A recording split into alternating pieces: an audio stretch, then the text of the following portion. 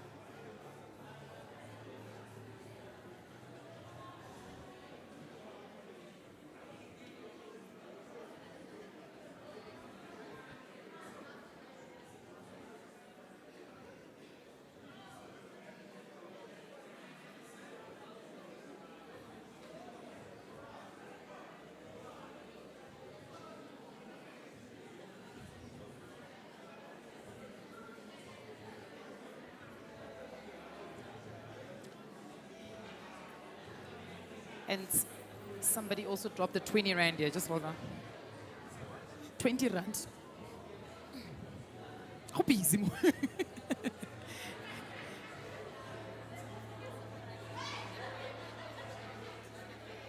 Okay.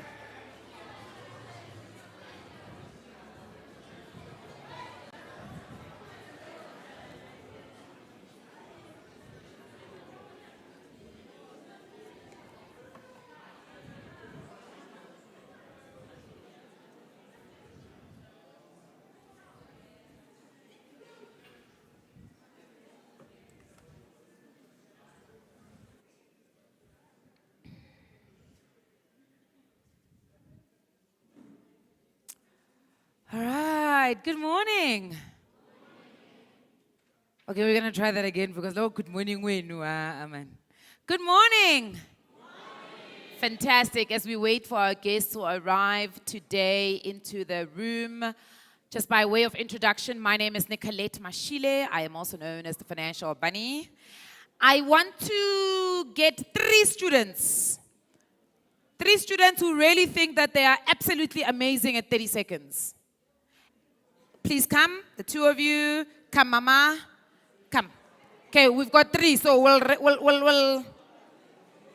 rotate. Don't worry. Come onto stage for me.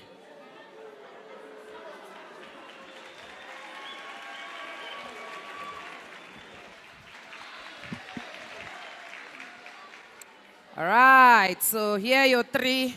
So let's do the first three, then we'll do you. Ne, Papa? Okay, here's your mic, here's your mic, here's your mic. You think you're really good at 30 seconds, right? Yeah. Okay, so test the mics. Hello. Yeah. But why are you looking at me? There's your team. Look at your team. 1 million, 2 million, 3 Love million. it. I do it exactly the same way. High five. Yes. Okay. Let's quickly settle down. Okay, so we're gonna play a quick game.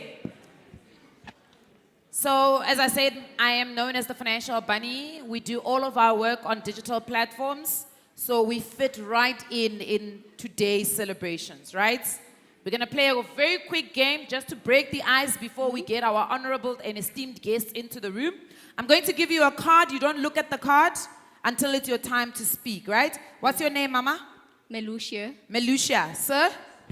Musa. Musa. Sir? Brother OG.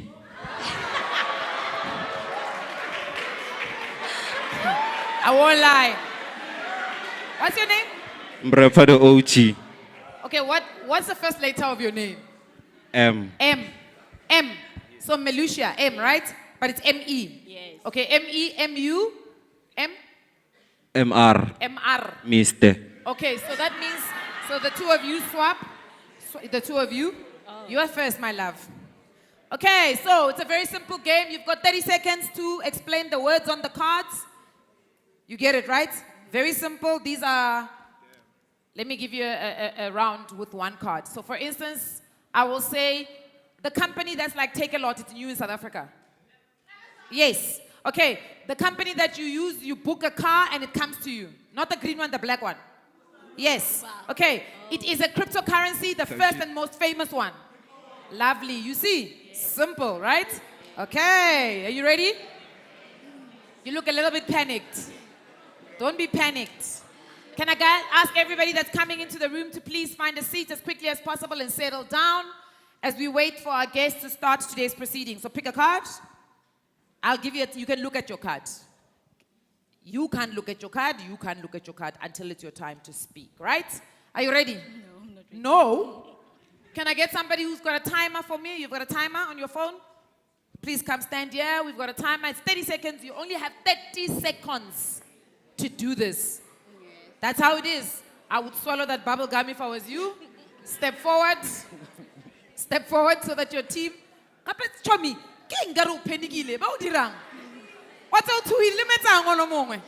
Okay, let me see. Are you ready? Is the timer ready? Okay, you need to stand here and put the timer up for us. Okay, I'll tell you when to start. Look at your card. You have 3 seconds to look at your card. Are you ready? Let me see this card. Perfect. Okay. One to go. Okay, I asked them. Okay. Something that you are supposed to do it. Something that you're supposed to do it, and it's a must. No. What? Something that you're supposed to do it, and it's a must. No. Time. Says anyway, have you never played 30 seconds? No. How can your explanation be something that you must do? Can you explain it? What are you explaining? Oh, what you mean? Worth? There's no way you're explaining worth like that. Yeah. Worth? Yeah. What a robber. Okay, next. Let's go. Let's hear. Shh. Ask your team if they are ready. Hey, your card is hard. Okay, wait. He's got the timer for you. Okay, are you ready? Are you ready? Okay, one to start. Somebody's on stage showcasing their talent or something, but like doing an action. What are they doing? Twala, performing. The first richest man in the 80s, based on accounting, but this one is difficult. But yeah, the richest man in the 80s, who was, The richest man. okay, I'll pass. The rest I don't know. I don't want to lie. Let's see. Oh, he was looking for Warren Buffett. Warren Buffett. And performance. The best investor. He got But you could have said his companies, okay? I'm not giving you performing because the word is performance. Okay. Oh. The word is performance, not performing. Okay. One Rob. Next. Guys, you have to get the word correct. Yes. Yo. What are yo? Okay, are you ready, Papa? Hey. But you can get these two at least. One to.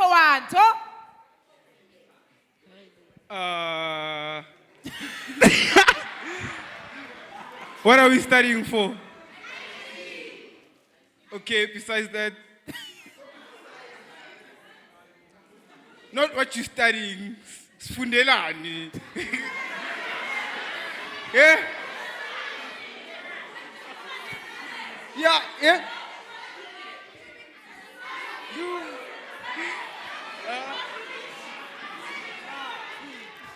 Employment, guys. Yeah. Hayibo. Hayi. Ekuruleni TVET.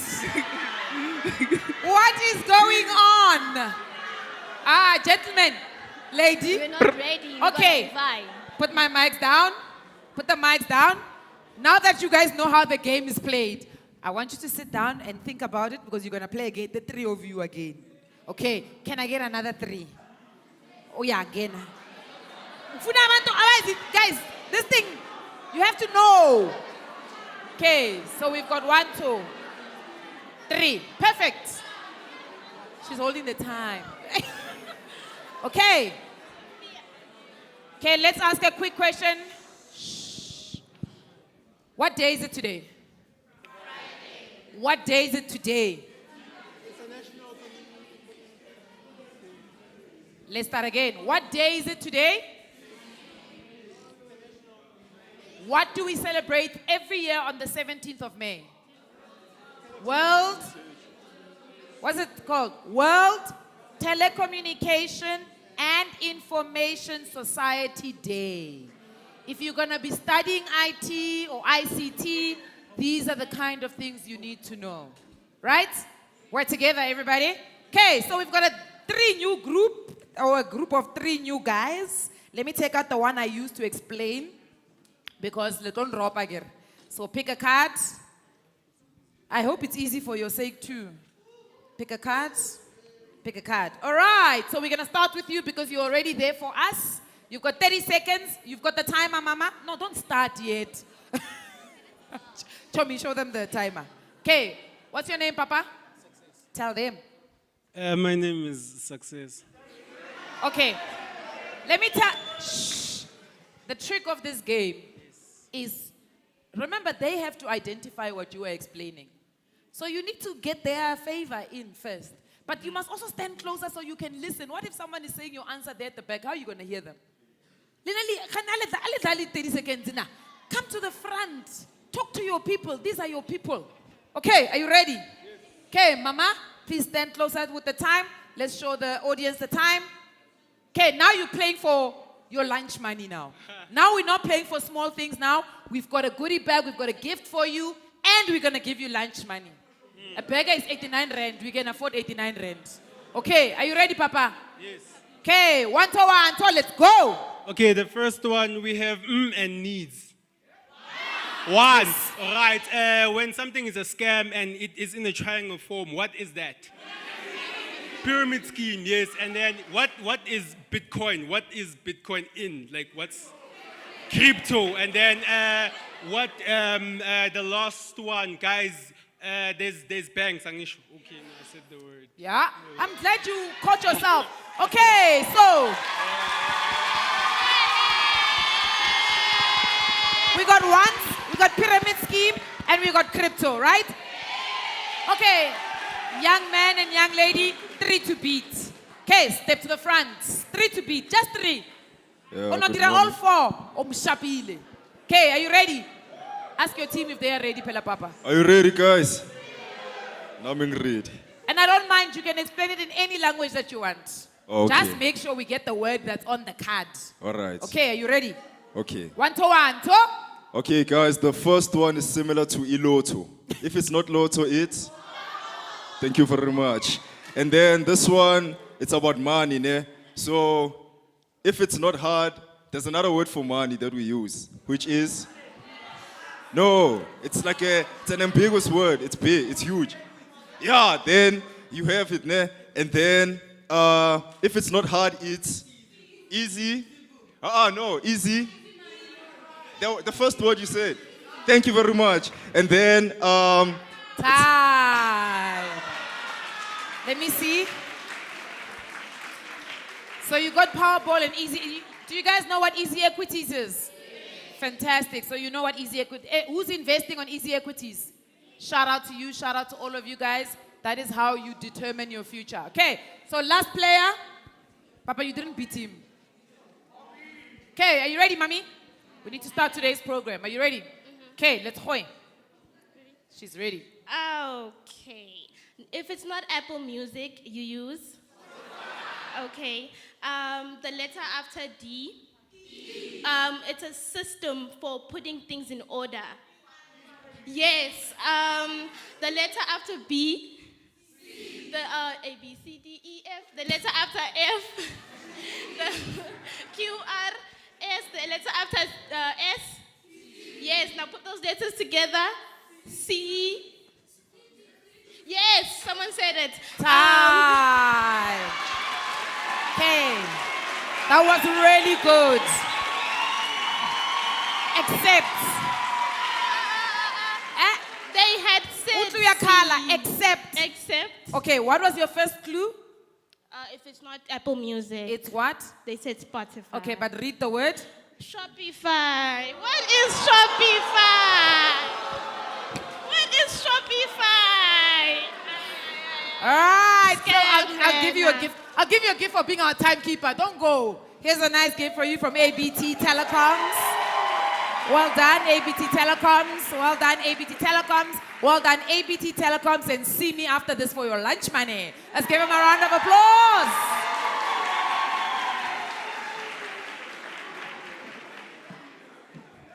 All right, we're about to start today's proceedings. Let's quickly get another round of understanding what do we celebrate on the 17th of May every year. Dicho me. Yeah? Can I see by way of hand, how many of you guys are studying IT? ICT. How many of you? Sonke. Okay. And you want to work in the economy and the market and the space and the industry, right? So let's go again. What do we celebrate on the 17th of May every single year?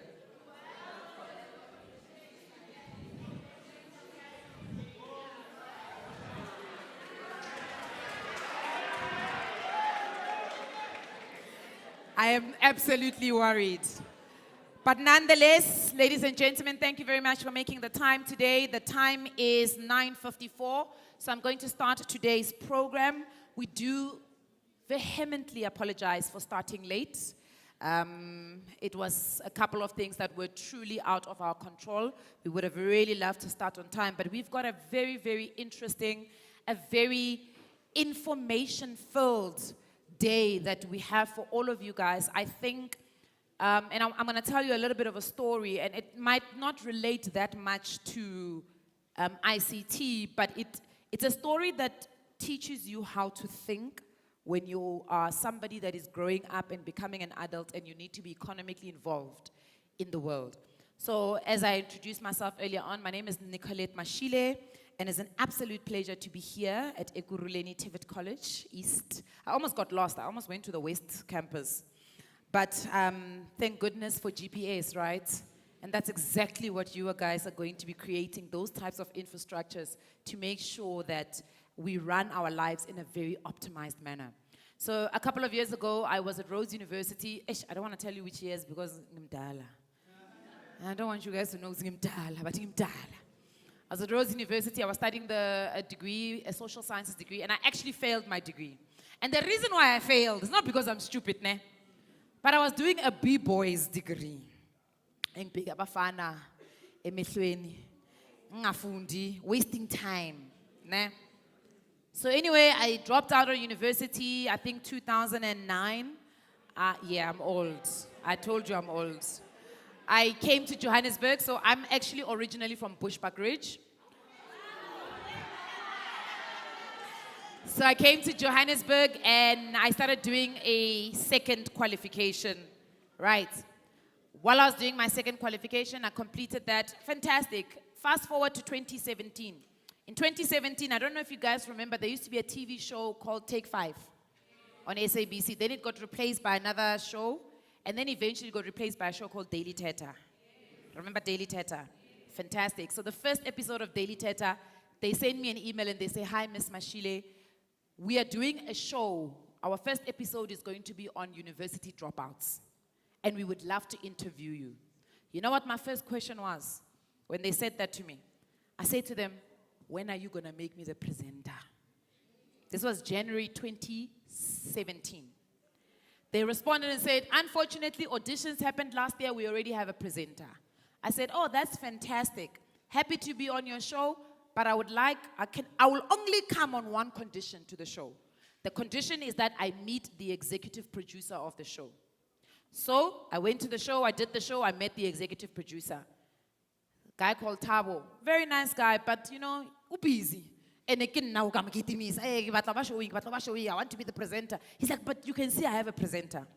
I said, "No, it's fine, not a problem." So 6 months after that, I was watching Daily Teta and I used to watch the credits. You know what the credits are? Where they tell you who's running the show and everything. I literally went to find the executive producer, the commissioning director of SABC, and I went into their Facebook and I DM'd them. And I said, "The day you ever looking for a new presenter, I want to put my hand up." By August that year, they called me in for an audition.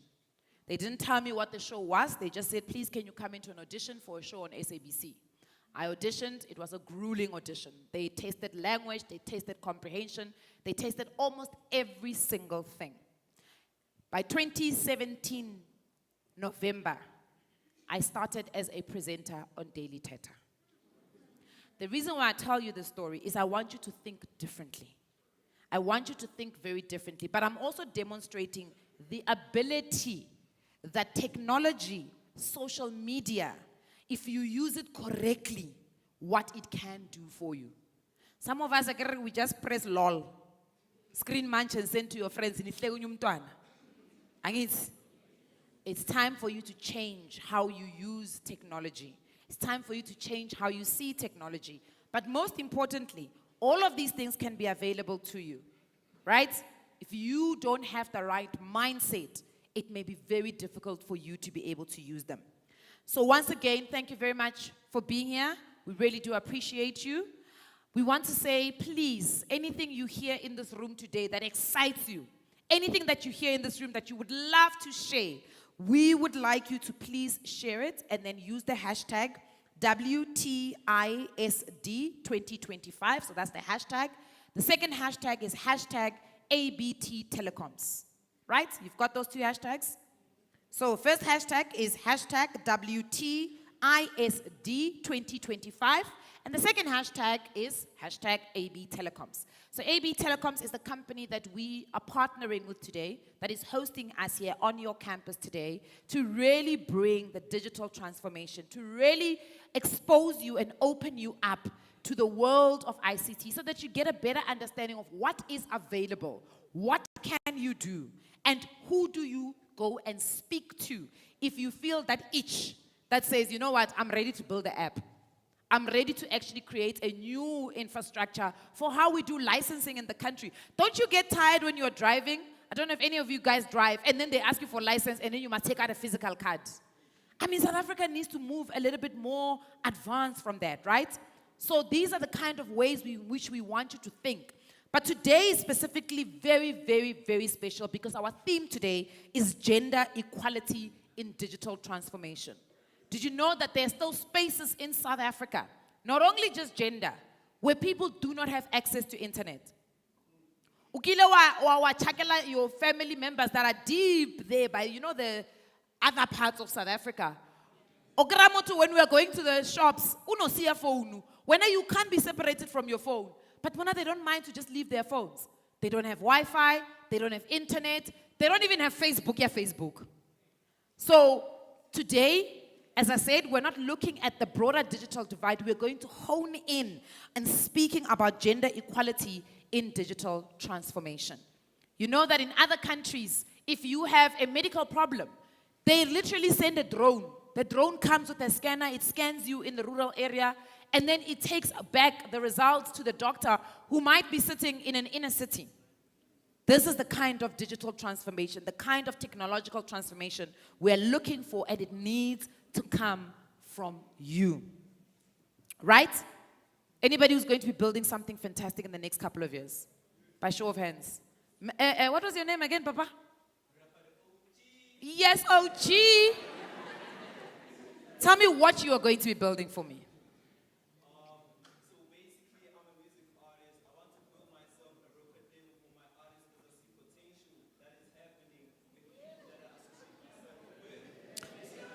Okay. Let's quickly ask you, sweetie. Just a quick question at the back. Is Ashni available for us? Is Ashni available? Is the campus manager available for us to come and open for us? She can just be on standby, please. All right. So, no, stand up, Papa. So you said you want to build a music label, a record label. Give me one.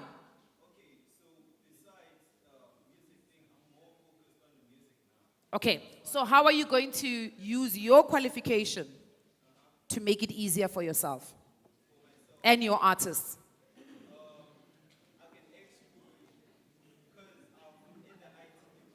Shh, let's hear him out.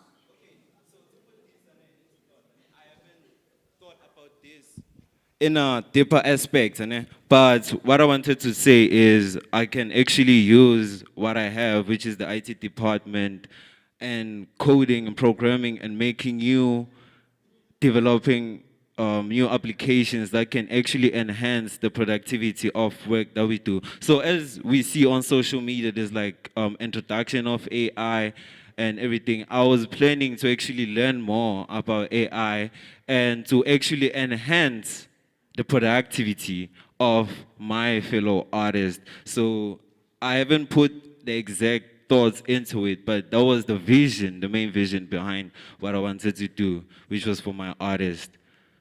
Danko. Okay, thank you.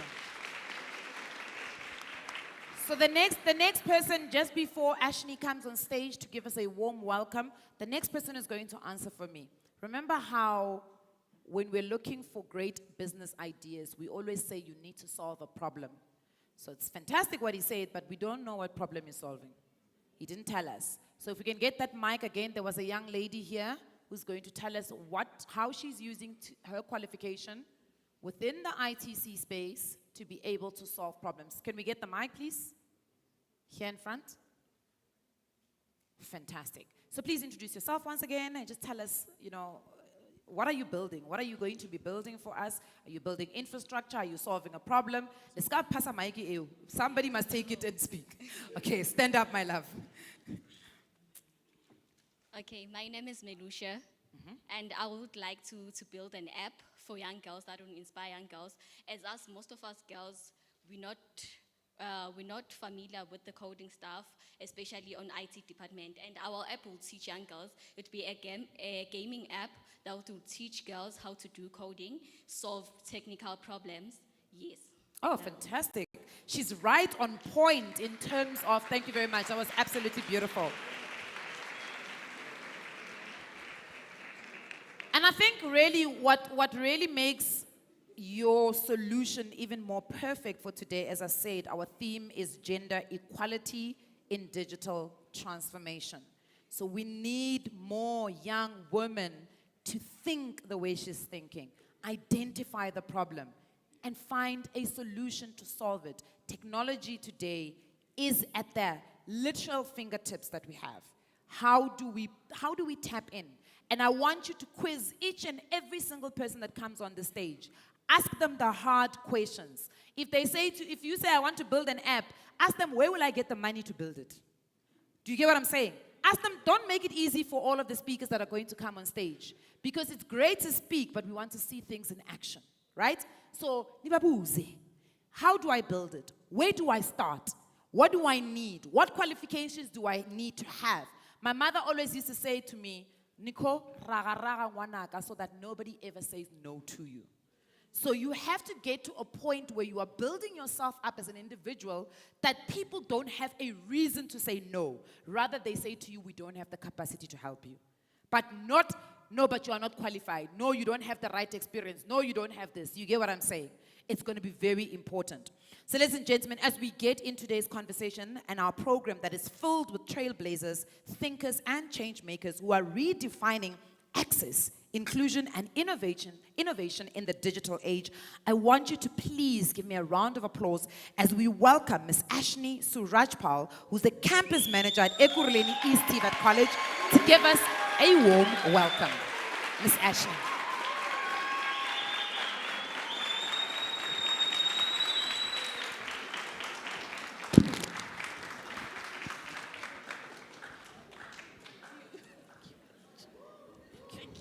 Good morning, everyone. EECIT, can we have an official EEC welcome or official EEC Springs Campus welcome? Mr. Secretary, I need your voice. When I say EE, you say C. EEC. EEC. When I say EE, you say C. EEC. Thank you so much. Ready to come in next? We've started. Thank you.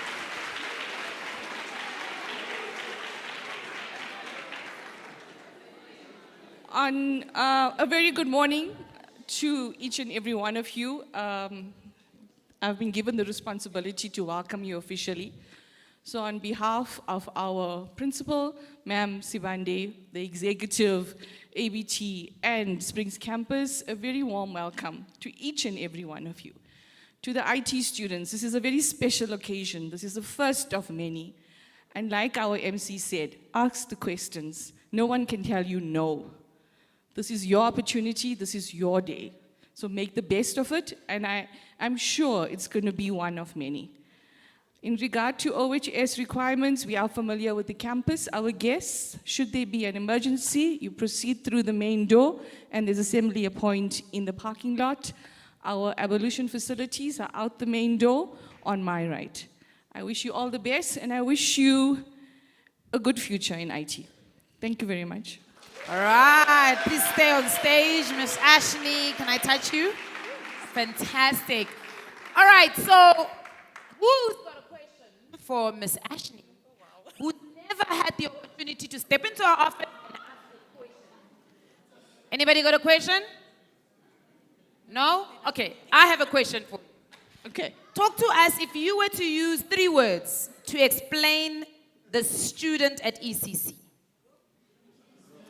EEC.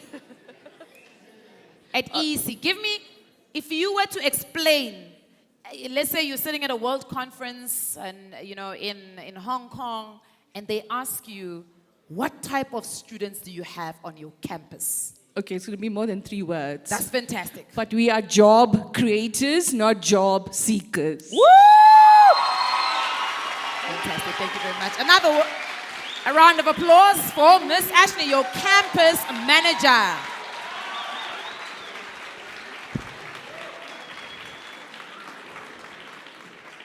All right, so we're waiting for our other esteemed guests to come into the room. We've got a lineup of absolutely amazing people that are going to be speaking to you on our stage today. As I said, you see, remember what I said? We made each other a promise. I said you guys must ask questions. Ms. Ashni was standing here. I didn't see even one of you ask a question. Nyamsaba? Nimsaban? Ah, there's no ways. With this beautiful smile. Huh? But once in a while, you need someone who's going to pull that gear, ne? I'm not kiki. But it's fine. She's still here. She is on campus. She's your campus manager. Open door policy. You guys can ask anything. But one of the things that she mentioned, which is absolutely fantastic, is the fact that you guys are job creators and not job seekers.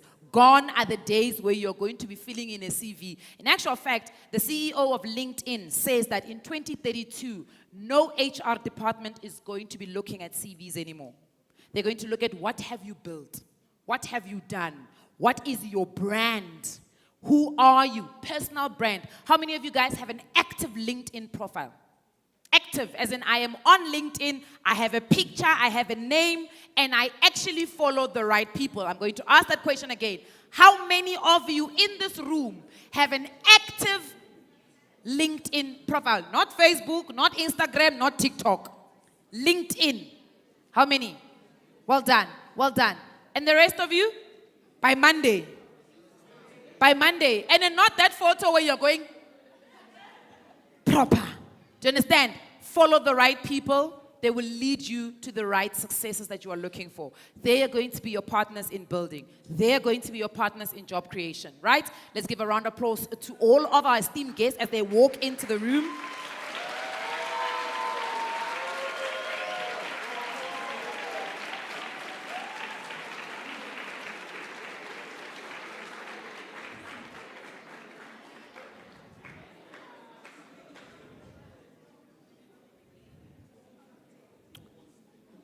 All right. Ladies and gentlemen, our next speaker that is going to address us, to be fair, needs no introduction. It is Professor David Munyaye from the University of Johannesburg. A scholar, a thought leader in global affairs. He's the director of the Center for Africa-China Studies, an associate professor at the University of Johannesburg. Now, with deep policy and development experience, he brings a critical voice to how global partnerships shape Africa's digital future. Ladies and gentlemen, if you can please help me bring onto the podium Professor David Munyaye.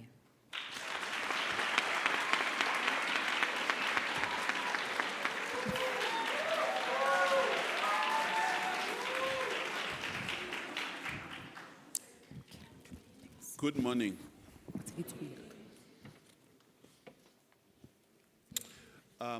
It gives me a great pleasure to be here. I'm so excited. And firstly, I would like to thank the organizers and you all to take your time to be here. And my main aim here is to give you a bit of what we think as Africans should do to transform the gender inequality, to transform it, to change it, to ensure that as we move, it prepares you on your path to employment. And I would also want to challenge you that our lives is centered on looking for jobs. I'd like to draw you to what other countries are doing, what other people of your age in other parts of the world are doing, is to be job creators, that opportunities are out there for you from here right straight to be an employer, not an employee. So I think you see the lineup. We have people in the field who will work with you as we proceed. But the topic that I was given is the gender equality. I'd like to look at it mainly from an African perspective. We are moving from your third industrial revolution to the fourth industrial revolution. I think what defines the fourth industrial revolution is the digital transformation. Digital transformation. To put it very simply, it is the transformation of all what you do. I see all of you, most of you holding gadgets. That moving from your physical into the digital, impacting day to day from the moment you wake up and go back to sleep. Everything that you do, digital issues of ICT and the role that it plays drives societies, create jobs,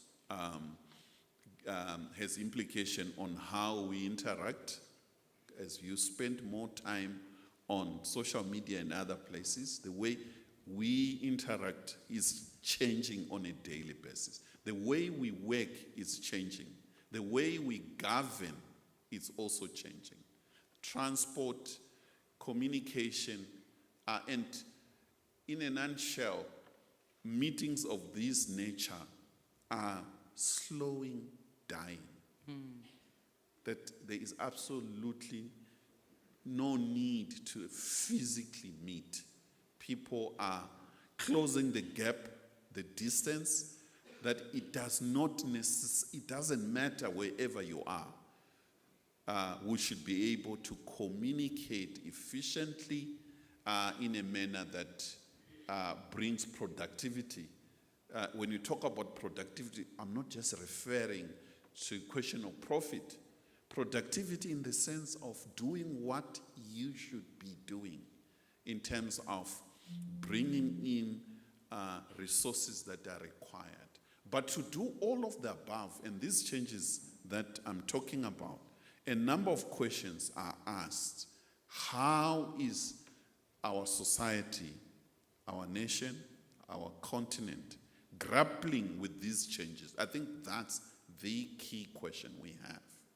Firstly, given Africa's position in the world, it is the poorest in terms of ranking. Yet, I do not just live when every time I say Africa is the poorest, I qualify. Yet it is the richest because wealth in Africa is massive. The land, the continent, is one of the largest continents in the world. The continent is about 1.3 billion people. And unlike other continents, our continent has the youngest people. So I speak in front of you. When I look, most of you are very, very young. And if you go to other continents, they don't have that kind of wealth as in their own people. They are all aging. They are too old. So younger people are in the forefront of innovation. They are the future markets. They are the future people who bring products to the markets in terms of feeding the nation, supplying all the required digital services that are required. And more importantly, the continent has raw material that are critical for the fourth industrial revolution. Platinum, rare earth, lithium. So the continent is quite critical. It's rich in its people, it's rich in land, it's rich in minerals, and it's rich in terms of nature. Look at the sun. It's amazing that people, when they talk about the country, they tend to be very negative. For some who are privileged like me, who travel the world, I really do not see any place in this world that is better than this place. Believe me when I say this. And therefore, the key question coming to our topic, some of the challenges that we face, best in you, they bring the best in our society. Therefore, it is upon the government, and when you talk about the government, you are the owners, you are the major stakeholders. You vote it into power through parliament.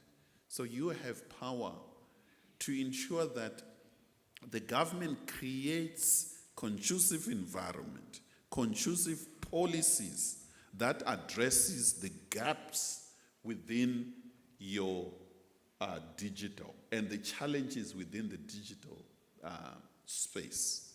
What are those challenges we have? Inequalities. Generally on issues of the haves and have-nots, poverty, but more importantly, that poverty is not just poverty, it is a gendered poverty. What do I mean by gendered poverty? It is that women are more at the receiving end of poverty.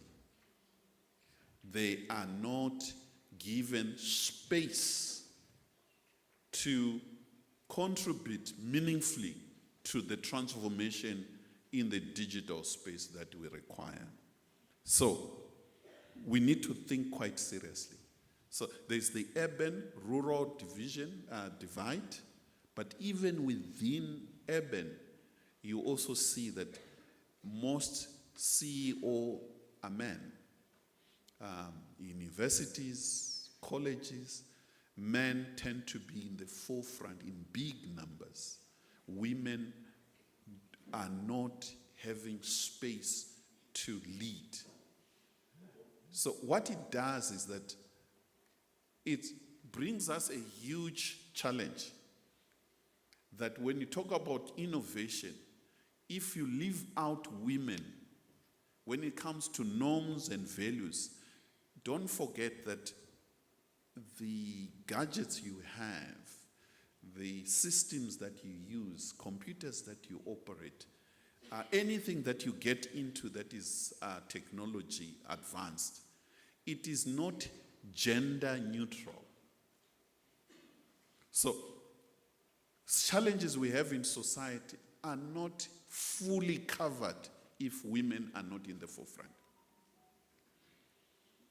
On health, on how to address societal challenges as we learn within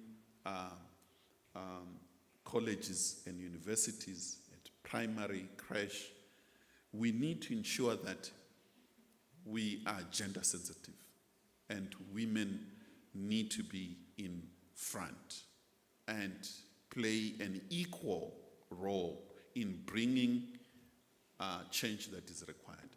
Not just having numbers of women, like what we now do bean counting. Wherever people are working, we just want to see how many. We're talking of meaningful in terms of innovation. So we want to see professors, we want to see experts, we want to see lecturers, we want to see innovators who are women so that they can direct society in addressing challenges that we face. We also see the question of gender inequality on how people interact. One of the challenges that limits women participation. Digital bullying. That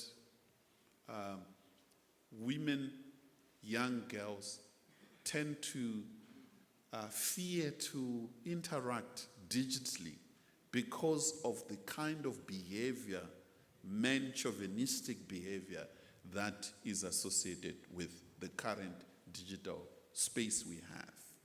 And therefore it is important, as I started with the issue of policy on governance, it is important that we think seriously about this as you learn and the demands that you make, because you have power.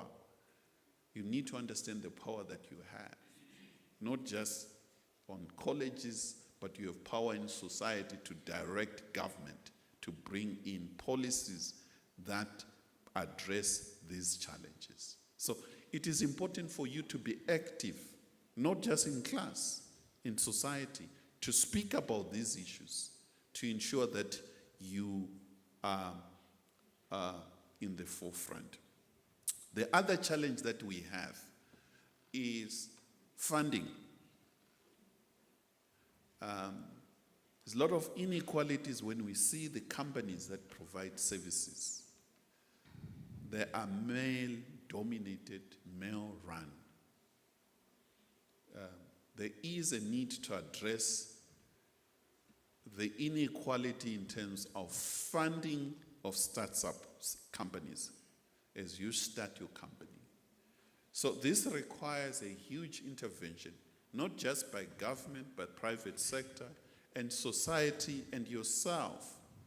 And here I would like to bring some of the examples that, as I travel the world, particularly in China, where colleges, universities are playing a critical role to help students build their own startup companies, and not only just help them to register, help them in securing funding, the registration, everything is done at the university. To ensure that as you graduate, you don't have to apply for a job anyway.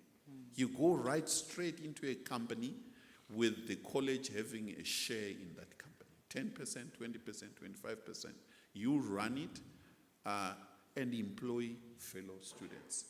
So we have to think outside the box for us to address high unemployment, and colleges such as yours are critical if we are to handle the crisis of unemployment in the country. And therefore, we need to ensure that we handle these issues sensitively and ensure that we move forward as a country. We address these issues. But we also have to think far beyond South Africa when we're talking about the gender inequality in digital space. We also have to think of our region, SADC, because we are 62 million. In global scale, this is a small number. We can't compete with countries with 1.3, 1.4 billion. We have to ensure that we work with fellow SADC countries. We are almost 300 million at SADC level. At continental level, as I already said, we are 1.3 billion people. We have to think continental and ensure that there is integration, that South Africa does not operate on its own. The systems, digital systems that we're putting in place does not only speak to South Africa, it speaks at a regional level, it also speaks at a continental level, and integrate in the global economy. To do so, our governments at the region level, at the continental level, must work together to ensure that policies in South Africa speak to the region, speak to the continent, and to the world. To ensure that the standards, technological standards that you have can speak to technology standards in Zimbabwe, in Algeria, in Nigeria, and in the world. So you need protocols, you need continental and global. So there is so much that is required. But at the heart of it, in all what we're saying in terms of dealing with poverty, inequality, we need unemployment, we need to ensure that it is gender sensitive. Due to time, I'm going to, I guess we'll have time to exchange. I'll pause here and looking forward to your questions at a later stage. Thank you, Chair. Thank you so much, Professor. In actual fact, we're going to do our questions just now, right here. We do have a panel conversation that will come a little bit later on, but while we still have Professor standing at the podium, perhaps maybe one or two questions that are coming from the floor. Any questions? Any questions? Professor, while the students, we've got one here, we've got one there. While we're getting the mic to them, I think here's a question for you. You're speaking directly to the young people of South Africa. What kind of digital products or services do you think we should be thinking about? What problems should we be solving with the types of products and services that we can build within the digital space? Very good question. I familiar with the young generation because I'm, other than being a professor, I'm also a father to two boys. My 15-year-old challenges me. He's way ahead of me when it comes to digital, understanding digital. I think what is required, let me just put it in a very simplest way. You need to be having a different understanding and conception of the digital space. I know we're all looking for Apple 16, we're looking for the Apple 13 and what you call it, these gadgets and games and a computer, a laptop. I think other than consuming and having these gadgets, you need to set a new thinking as you sit at home, day-to-day issues that you are handling on a day-to-day basis. And how can we change our lives? How do we change our lives? I'll give you an example. 2-3 months ago, we have a prepaid at our place, at our home, electricity. You go and buy electricity. Then you enter into a box. And it just happened that the box was not speaking to the mother box on the street. I could not get the numbers into that box. And I got frustrated. As old school, I'm dealing with my 15-year-old who said, Dad, why do we battle? What kind of thinking that you have to buy electricity and you have to enter it into another box? Why don't we buy electricity directly? It enters into the system without you have to do secondary, third, labor-intensive work. I said, wow. My boy, go and patent the idea because it is not existing. Yeah. But anyway, I'm not here to talk about my 15-year-old. I'm trying to give an example that in day-to-day issues that you are thinking, don't underestimate how powerful your ideas are. If you can resolve a problem, it doesn't matter how small it is. If that problem can be resolved, become more efficient way of doing it, that is the change that is required in our society to ensure that we do less manual heavy job or not thinking of linking things that we do. And therefore, we see your Ubers, you see all these changes. These are ideas that are coming from Western world, nothing wrong with them, but we are capable to come up with similar apps that change our lives because the world is entering into that. So that requires that our curriculum changes. It cannot be the same old curriculum. The one that you don't want to hear, Benny and Betty. We did Benny and Betty. Benny and Betty is walking. You have never seen those books. We need to change. We need to change the way of doing things. We need to write down, we need to speak, we need to cooperate among ourselves. We need to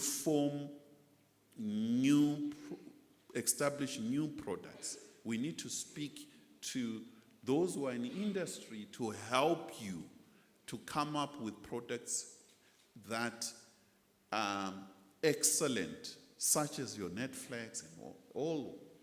You can do it. Register them here. They operate, not only solve South Africa's problem, Africa's problem, the world problems. So I could say more just on that question. Absolutely fantastic. I must tell you, I also have a similar problem. It just keeps saying comms failed there. as you are trying to put it in. So we're addressing it in our house. I love it. Your 15-year-old is really a leader. Can we get your question and your question at the same time? And the professor will address both of them at the same time, and then we can move on to Alma.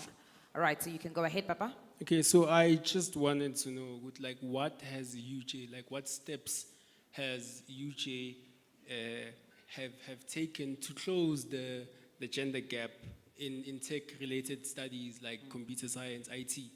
And can you please tell us, maybe encourage us why the women here should go to UJ specifically over their studies in tech?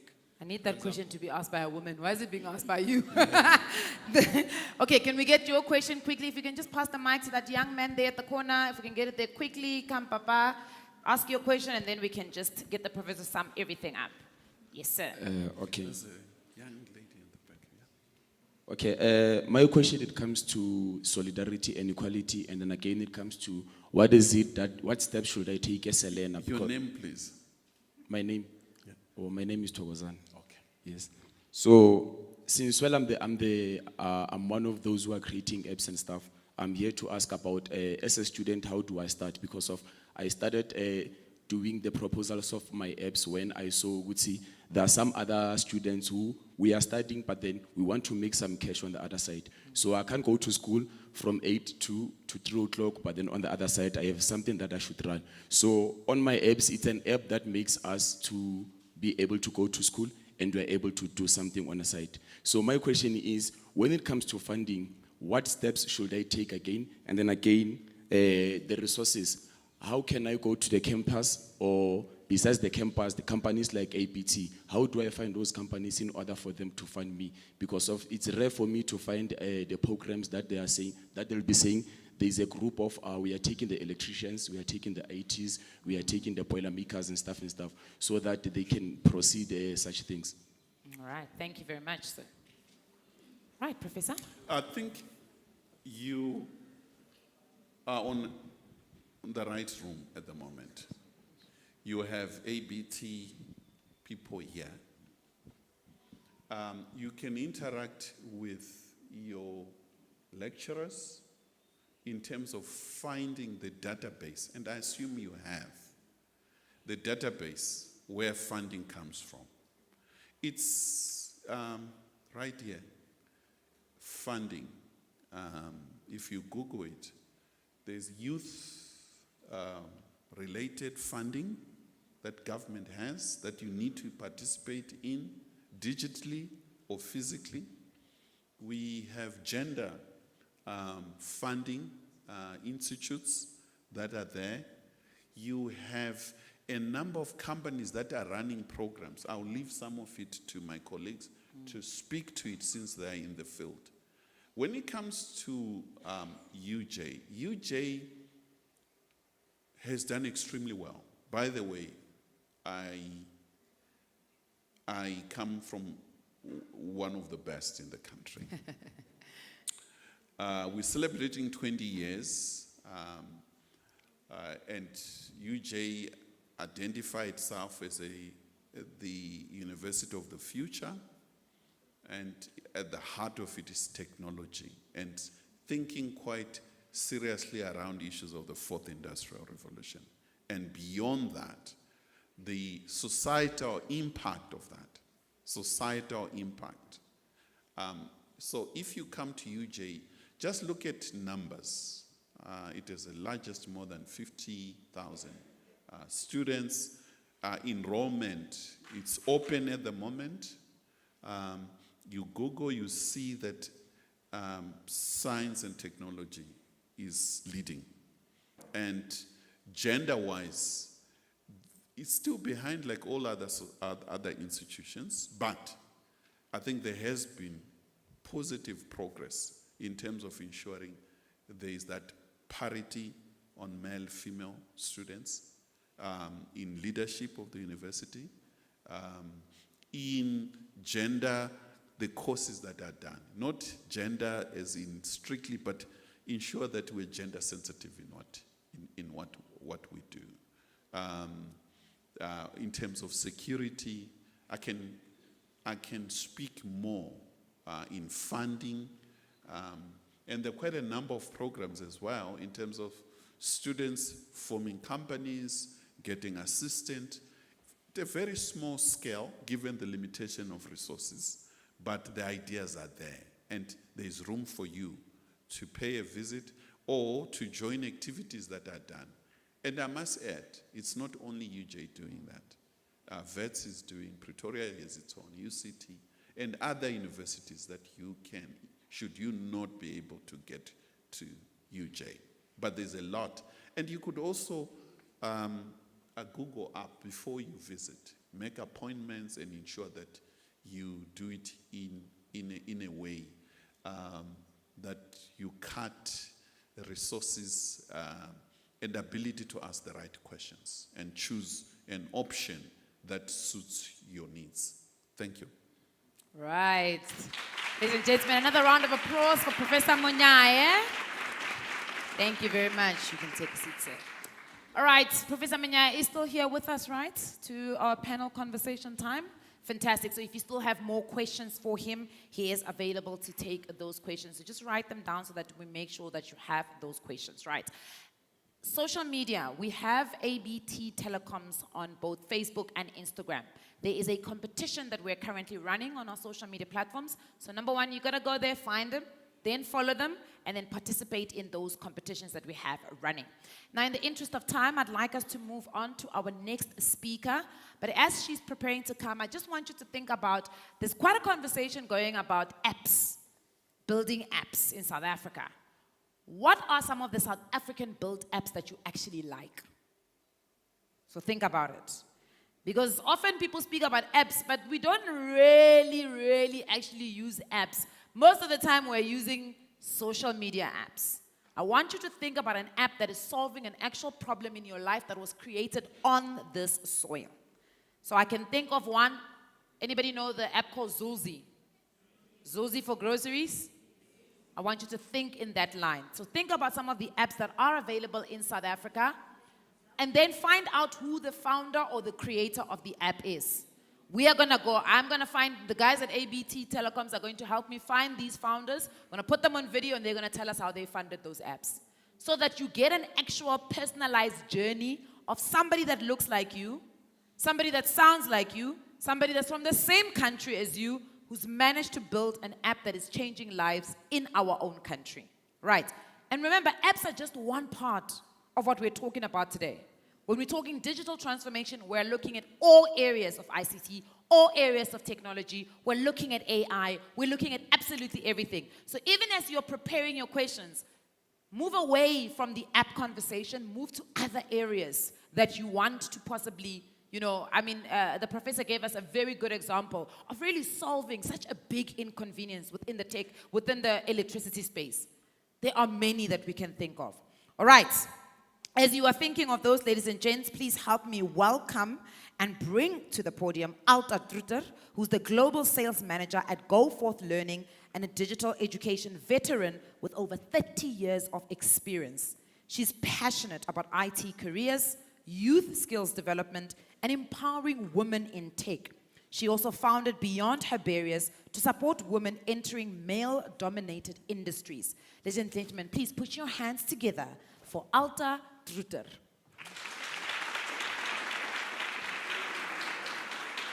Space.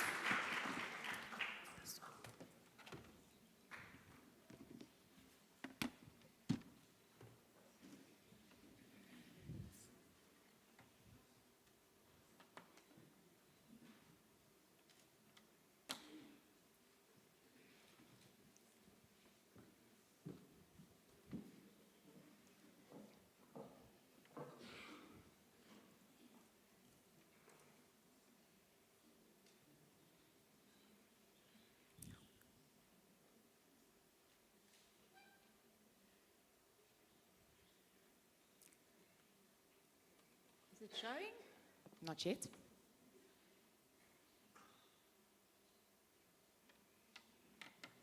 Okay, seems like I'm going to need the tech guys. It's up. Here. Is it up? Yes. Okay. Right. Very warm, very warm welcome on a relatively chilly day today as winter is approaching us. So I'm going to speak to you guys today about gender equality, specifically in tech, right? So building an inclusive digital future for all.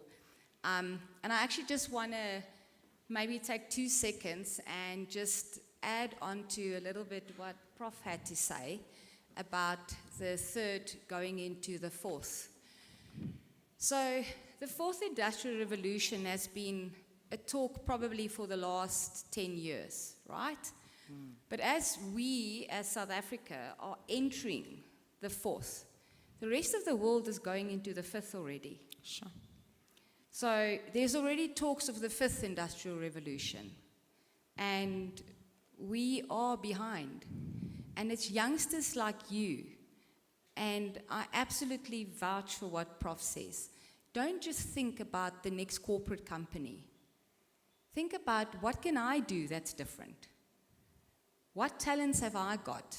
How do I put those talents into action? Okay, right. So, gender equality. Why does it matter? First of all, technology currently influences everything that we do. From TV to your phone, robots, doesn't matter what you do, there's technology everywhere, okay? From our healthcare, education, the way we work today, even the way that we communicate today. So, if only one group is designing tools, we miss a massive, massive, massive part of creativity in insights that other people can bring. So if you look at what I said there, diverse teams, it equals better innovations. Digital tools shapes every aspect of our life, right? So gender equality, it shouldn't be about what's fair. It's the smart way of doing things today. Because you have got ideas from different people that can actually contribute to something. So, let's do a little bit of a reality check today. What does our current landscape look like? Women only take up less than 30% of tech roles globally. We're not even speaking South Africa or Africa. We're talking globally, guys. So, with these numbers, it shows you how much work is out there that we still need to do. So, first of all, women are underrepresented in tech. They face systematic barriers. So, not just they can't get the job, but it's also unequal pay. And there's fewer leadership opportunities. And I think Prof mentioned that. If you look at your leaderships, it's dominated by males currently, and especially in the tech area, okay? So for a female to get into the tech industry, it's not just about getting your foot in the door. It's about being able to thrive once you are inside. A guy will get promoted so easily, but us ladies, every single day in the tech world, you have to prove something. Every single day. You've got to get up, be motivated, and say, I've got to go out there and prove. We can't just get up and like, you did a brilliant job, you are getting the next promotion. We've got to constantly fight our way through to actually get on top. So I'm going to tell you guys just a little bit about how did I get into tech, right? So I came from a family where girls, when they left school, they had to go and get married. They had to go and have kids. That was what women was meant to do. Stay in the kitchen, look after kids. And I hope you didn't just say that it should still be like that today. Because I do believe in corporal punishment.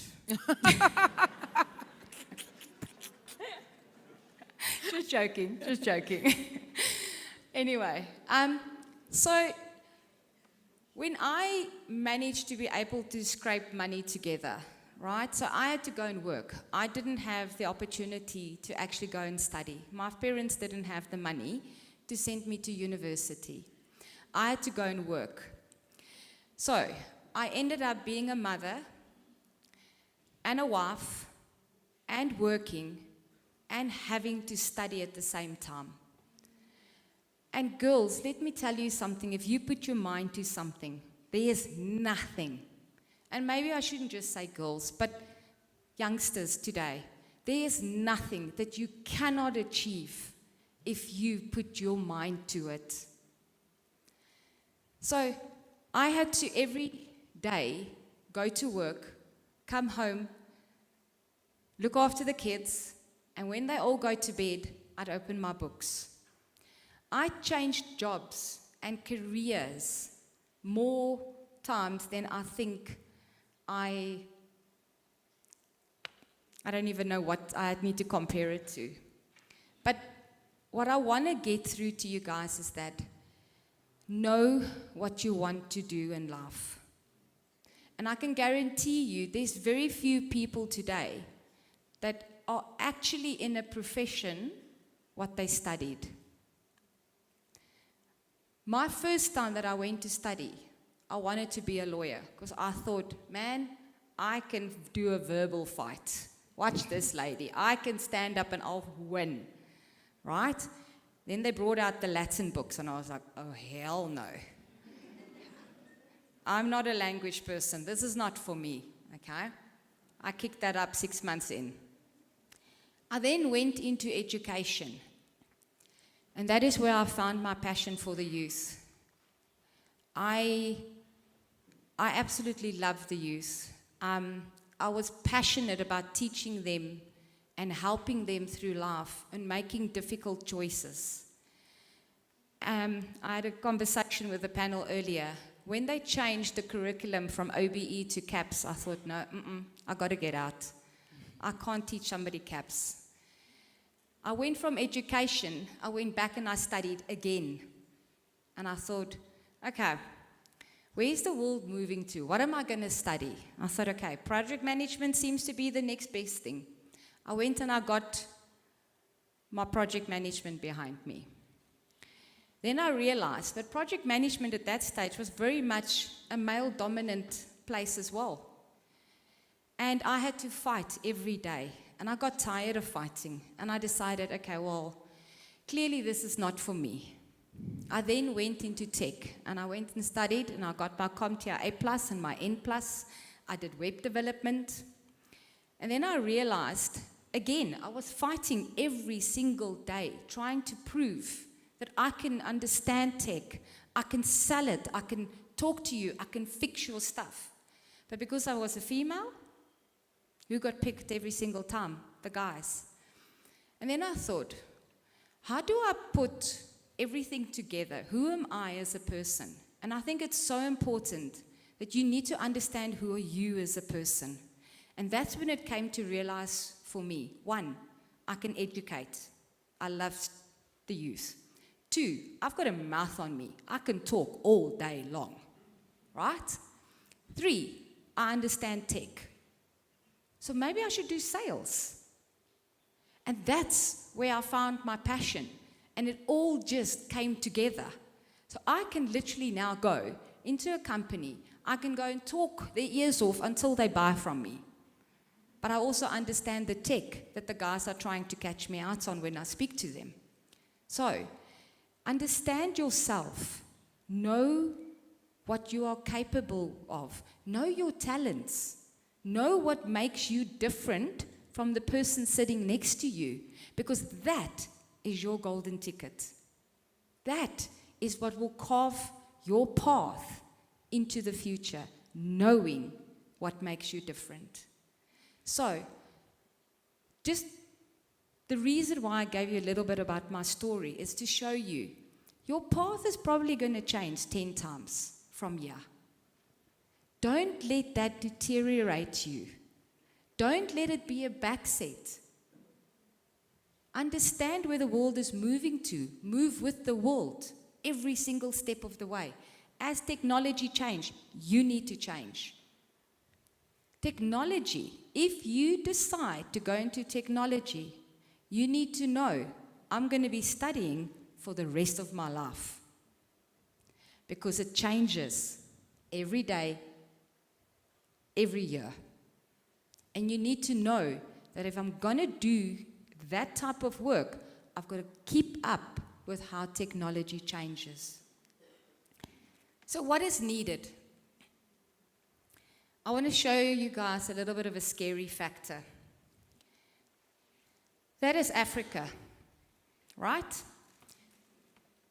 The entire United States, Europe, India, Japan, and China, all of them fits into Africa. Guys, that's how big Africa is. So the USA is not everything. China is not everything. Look how big Africa actually is. That is the opportunities that is out there. And you need to understand that you don't need to leave SA to be someone. Keep the talent in Africa. Keep it here. Let's grow our own people. So just to give you guys a little bit of facts from a skills gap analysis that is happening currently. How many of you know Cisco? Oh, I love it. You guys are my tech people. Right. So there is a certification called CCIE. If you've got a CCIE one day, it's better than having a doctorate in IT. It is the only exam where the pass rate for the first time exam is 15%, guys. First time attempt is sitting at a 15% pass rate. And that is why you will never find a CCIE that doesn't have a job. Because if you've got a CCIE, if you're in tech today, make that your goal. And it's not going to be overnight. It's going to be a 7 to 8 year journey. But make that your goal. So to give you guys an example, the USA have got 6,000 CCIEs out of 340 million people. The UK has got 950 CCIEs out of 68 million people. Australia has got 900 CCIEs out of 26 million people. We all know how many people are in Africa, right? We're talking billions, 3 billion, right? How many CCIEs do you think we've got in Africa? Take a guess. 500. Let me show you reality. Guys, we only have 300 CCIEs in Africa. So, why are we behind? Because we don't have the skills. We don't have the skills. We've got talent, lots of it. And we get told girls mustn't study IT. We get told only clever people study IT. It's not true. It is not true. Girls can thrive in IT. You don't have to be the class number 1, 90% aggregate to study IT. IT is so broad that there are various positions within IT. I'm going to quickly jump through because I see I'm being told my time's up. Just quickly, guys, job revolution. I want you to take this in. Most of these jobs did not exist 2 years ago. Every year, there is new jobs launching in IT. You need to know jobs that are coming up because that is how you need to stay ahead and make sure that what you want to do in IT is going to be there in 2 years' time. Most of these jobs didn't exist 2 years ago. They're new. Some of these things, we don't even know what these people do yet. We're still trying to figure it out ourselves as well. Okay. Right, I'm just going to close off quickly. Looking ahead, What are the top emerging technologies? Cloud computing is growing with 49%. AI machine learning is growing with 35%. Cybersecurity, growing with 35%. Okay.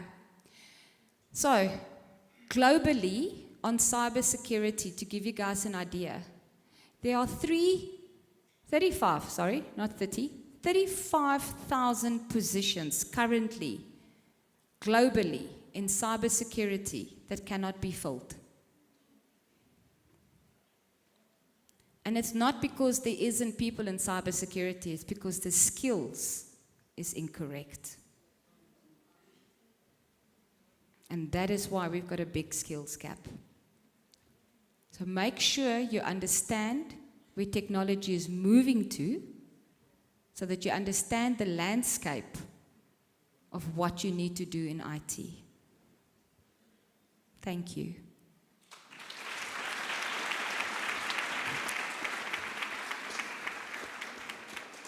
I like speakers who give us reality checks, right?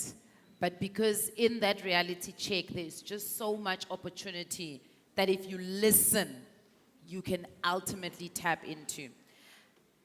As we prepare for our roving mic, do we have questions for Alta? And Alta, we've got one there from the young lady. I'll take these two questions for now. So 2 from these 2 young ladies, if we can get a mic to them. And while the mic is getting to them, you spoke a little bit about pay gaps, under representation of women in tech. They are paid less, they're lacking mentorship. How do we move the conversations about gender equality from just being conversations? I feel like we have them every year, and it's not just in this industry, it's almost in every industry, especially in a country like South Africa. How do we move them in this specific industry to real measurable change?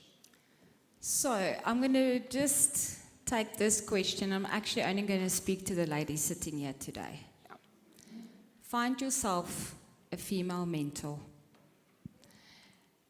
And it's not difficult. Do you know how many mentors there are on LinkedIn? So I need to ask all of you, right?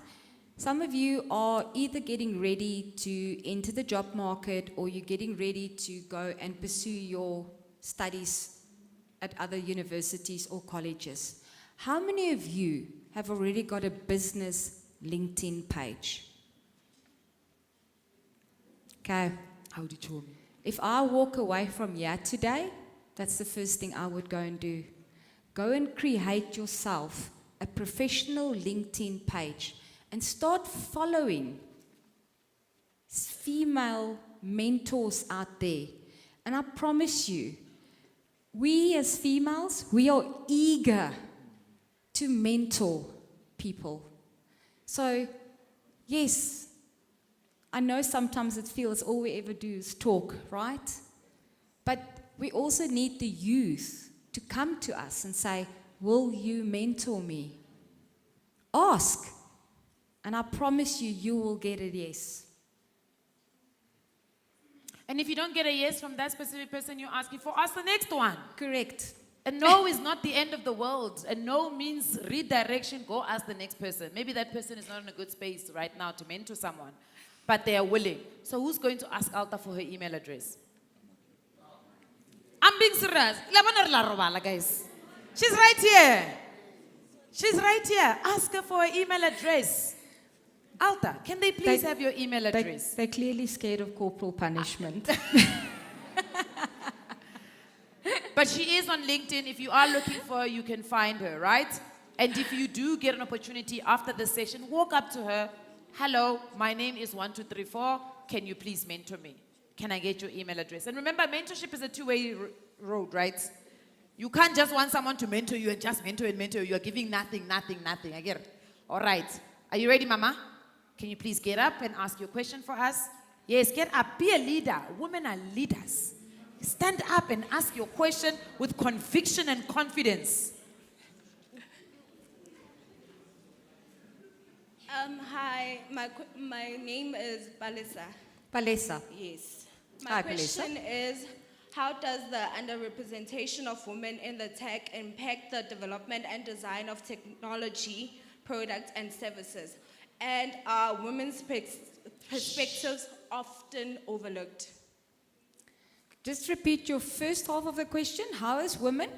How does the underrepresentation of women in the tech impact the development and design of technology products and services?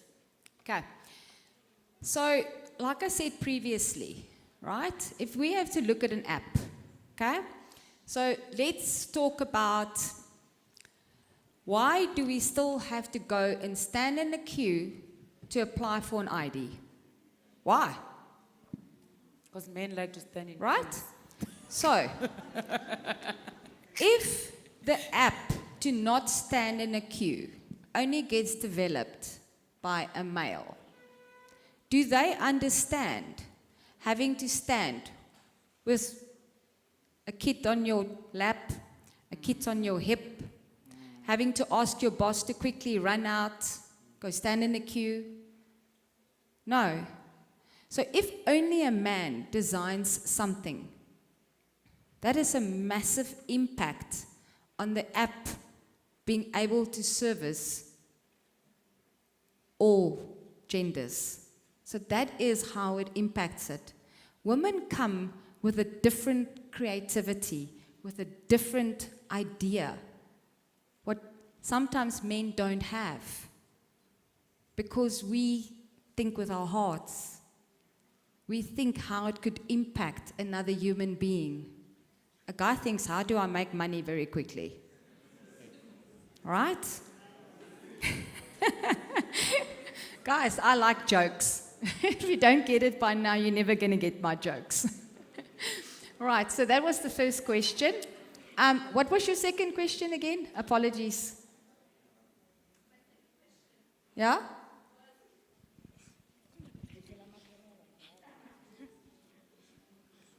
There was a two-part. Are women's perspective often overlooked? I want to say yes, but I think times are changing. It is. It's changing slow, but it is. So I work in a massive corporate environment, and I can see from 5 years ago to now how the job role evolution from male to female is happening, and how the voice of a female, it is starting to make an impact. It is still overlooked, but it is changing. But it takes each one of us, yeah, men and females, to work as a team and change it. Like I say, when you sit at a table,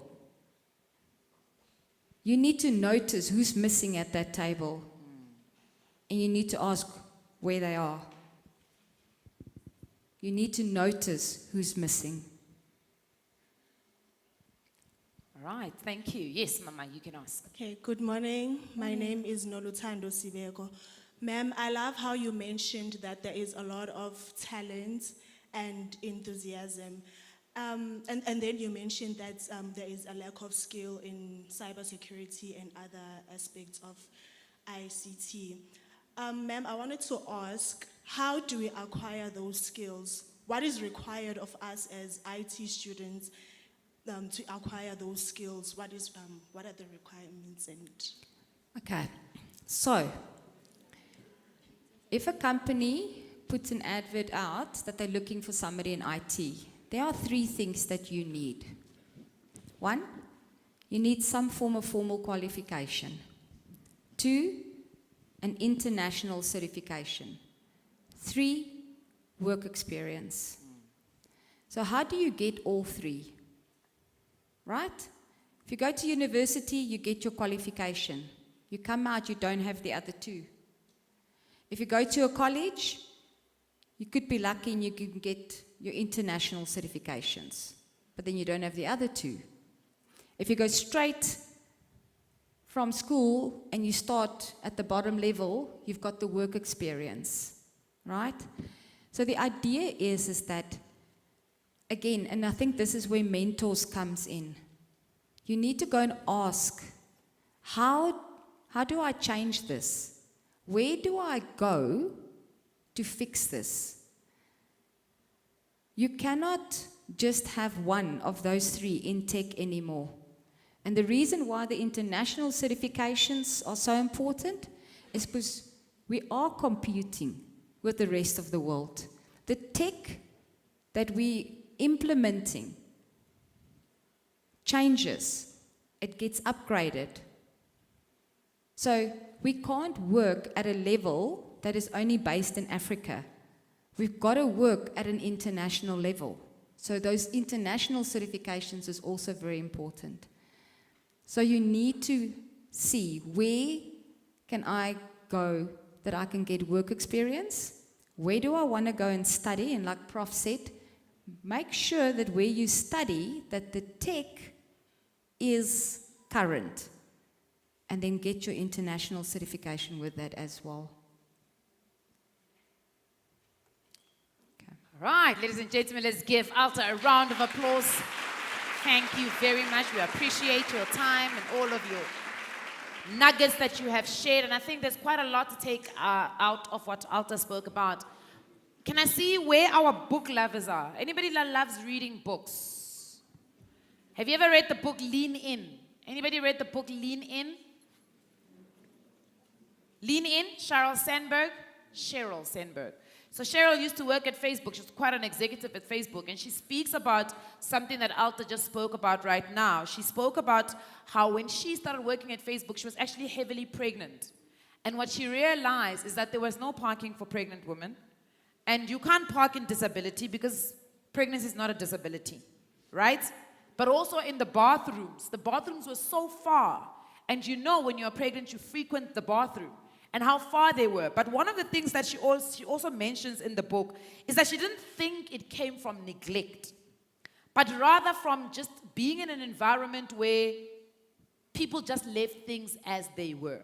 And that's why Alta says, when you get into the rooms and you sit at a table and you can see there's a specific person or a specific gender or a specific group of people that is not represented at that table, you have to speak up. You have to ask, where are they? Because we cannot build anything in South Africa that is going to speak to the people if we don't have all the people on the same table. So, young men, I'm sure you're sitting there, and the professor spoke a lot about how you're going to influence policy. It may sometimes feel a little despondent because you're like, I'm just a student at EEC, right? We also feel like that. I said to I'm like, I'm just a young girl from Bushbuckridge, who am I, right? But your voice is going to be very important. That when you do walk into those rooms, even at our level, at EEC level, when we bring all the Ekurhuleni colleges together at that level, when you bring your college and you bring all the other institutions at that level, that you speak up. Because the only way you're going to influence policy is by speaking up. When you see that something is uncomfortable, something is not representing all of us, you have to put your hand up. Because today we have to address the issue of gender inequality within digital transformation. And we are running a competition on social media. I did mention it, remember? So I want everybody to take out their phones right now. Everybody's phones out. Don't worry about data, run Wi-Fi. We are connected. We are not those people. This is 2025. So everybody's phones out. I want you to go either on Facebook or go on Instagram. Look for AB Telecoms at AB Telecoms. ABT Telecoms. I always think the T stands for telecoms. Like my mind doesn't work well. So ABT Telecoms, find it for me. Who has found it? Pop a hand up. Press that button that says follow. Kializama, because that's where opportunities are going to be posted. That is where funding is going to be posted. That is where that certification Alta spoke about is going to be posted. You are asking, how do we get these skills? I'm showing you. Unfollow after if you find that you are not finding value on their page. But I can promise you, you're going to find the value. Right? So, press follow. Social media manager there at the back. Are we seeing the followings? I don't want fake followers. I want real human being followers. Okay, that's step number 1. Step number 2, we're running a competition. When we take a recess, we're asking you, in 1 or 2 sentences, whether it's a video, whether it's you just writing something that one of our speakers said, we want you to share the information. So one of the things that we must also not take for granted as young people is that we have the ability to be in this room today with these esteemed speakers, right? We are in the room physically with them. We're experiencing them live. But there are other people who don't get that experience, right? Think about that child who's in a bush. Think about that child who's sitting at the end of Venda. Think about that child that's sitting as Lalini in the Eastern Cape. Right? No, honestly, we must check our privilege sometimes, guys. So you need to share the information also to them. So I want you to share a nugget.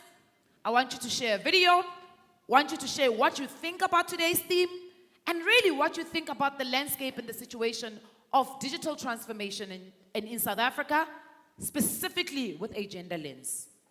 Share it. Please tag ABT Telecoms, and you could potentially win a prize. We're really excited about today's conversation because it really is a conversation that we've decided to stop talking now and do the work. Right. So, as we prepare for our next speaker, I would like to, before him, just call on our EEC student who's going to be doing a poem for us. Is our poem ready? Is our poem ready? Where's our student that's doing the poem for us? Please pop your hand. Are you ready? Are you ready? Are you ready to go now, or do you want to go after Jeff speaks? Robata, no. Are you ready? What's your name? So I want to give you a nice welcome. Thokozani wakabani. Sithini sithakazelo saka Thokozani. You get it? Yeah. Yeah. Oh? Hey, leleme la Sepulana, Sipedise. Kitlamane ke re Thokozani, wa bona. Yebo baba. All right, ladies and gentlemen, please, you can help me. If you can just quickly stand up and let's bring our EEC student. He is a poet. His name is Thokozani.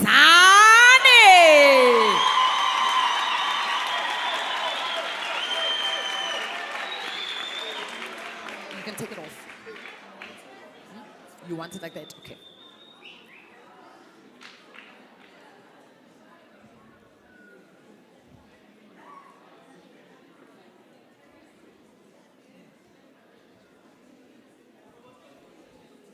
One, two.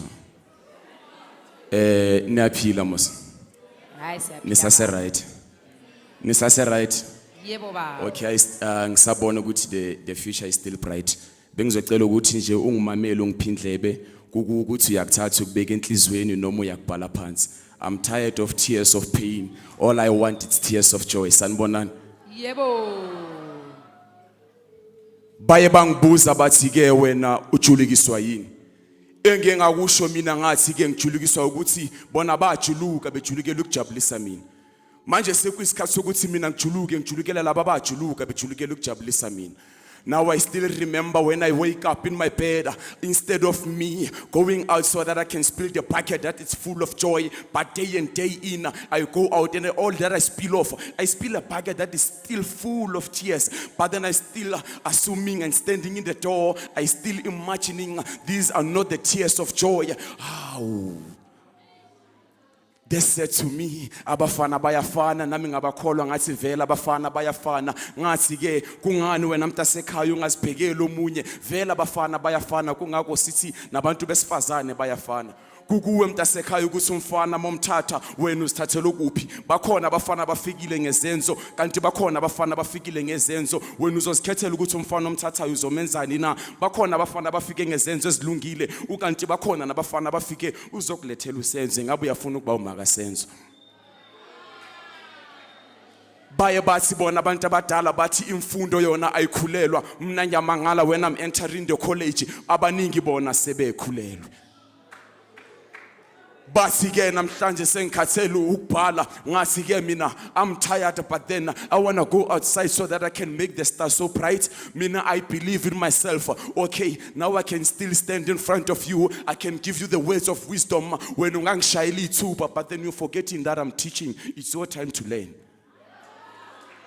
Every time when I step out the door of my room, inyembezi zona ziyezehlela. Ngeke ngazibuza umbuzo, ngazihlaba ngombuzo. Kanye nesithandwa sami yena ngeke ngambona. Yena muhle, yena uyinkanyezi. Vele yena ke ngeke ngabona waye wathi ke mina ngeke ngiphile ngaphandle kwakhe. Ngathi cha, ngathi ngokwakwenzeki mntasekhaya. Mina ngimile ngila, angeke ngihambe. Mina ngeke ngahamba. Ngaya la bengime khona kodwa ngangabona. Ngaphile ngabuyela emuva. I went back to my roots. Ngeke ngaya la khona baye bangifundisa. God, I didn't find anything. Baye bathi bona indlela ibuzwa kwabaphambili. Kodwa sibona ukuthi laba abaphambili bafunda ngamaphutha ethu. Bona zange bafunde ngamaphutha abawenzayo. Kodwa bona bafunda ngamaphutha esiwenzayo. Kanti eyiphi le ndlela esibuza kwabaphambili sibona kwabaphi?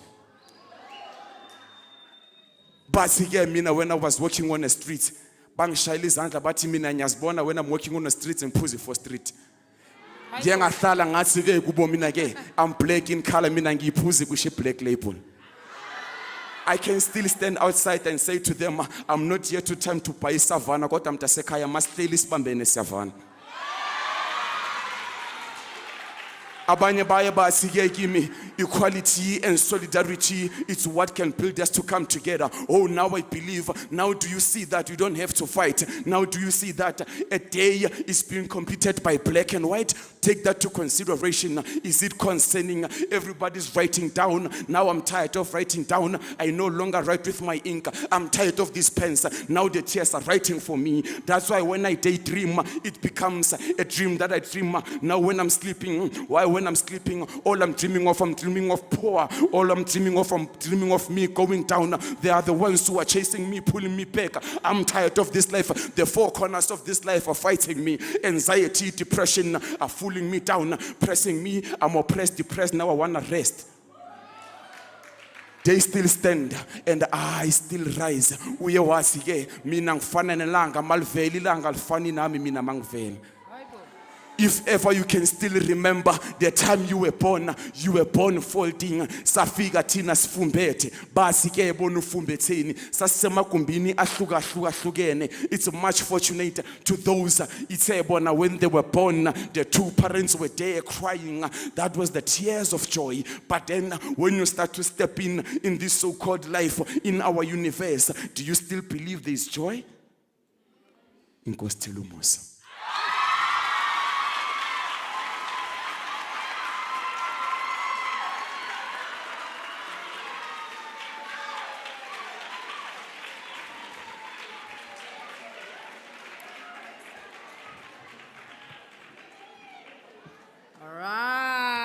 They say the arts have the ability to bring some sort of advocacy together, right? And I think that's what Thokozani is doing. You know, we have to use our voices, our art, to be able to advocate for certain issues. If you remember back, as I said, I'm very old, but if you remember during the inequality in South Africa, during the apartheid years, you had people like Bommey von Chaka Chaka who were using music to advocate for freedom, right? So also as young people right now, in actual fact, there is a study that is done by a company, I forgot what, Flux Trends. And Flux Trends did a study called the 30-30-30 study. So they interviewed 30 South Africans who are 30 South Africans who are under the age of 30 because it's our 30th democracy, right? And they wanted to get a better understanding of Gen Z. Who are they?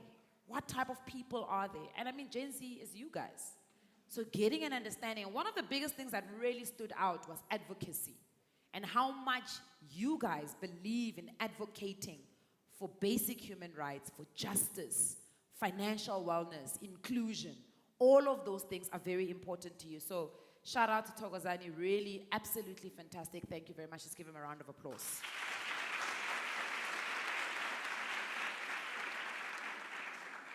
All right, so there's a part of the program I'm supposed to go to right now, which is a questions and quiz, right? But I don't want to go into it as yet. I want to bring up our next speaker. His name is Jeff Weingart. And the reason for this, because I think the information he's going to share will also help you in that quiz that we've got. Because that quiz is really to see where you are in your thoughts, what is your understanding of the space, but specifically the day that we are celebrating today. One more time, what is that day that we're celebrating today? Woo! Naze nahleka nokuhleka. World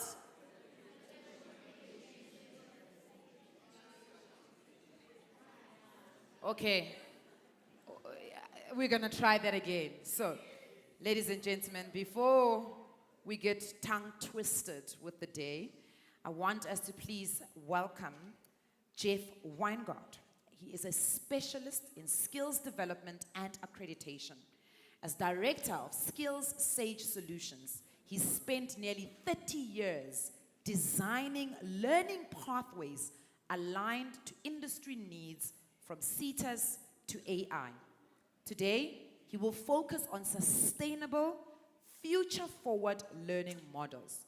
So young lady who asked, where do we get the skills? Mama, hi. Palesa, this is your time now to shine. Ne? You're going to learn Jeff and Iager. Yes. So ladies and gentlemen, please put your hands together for Jeff Weingart.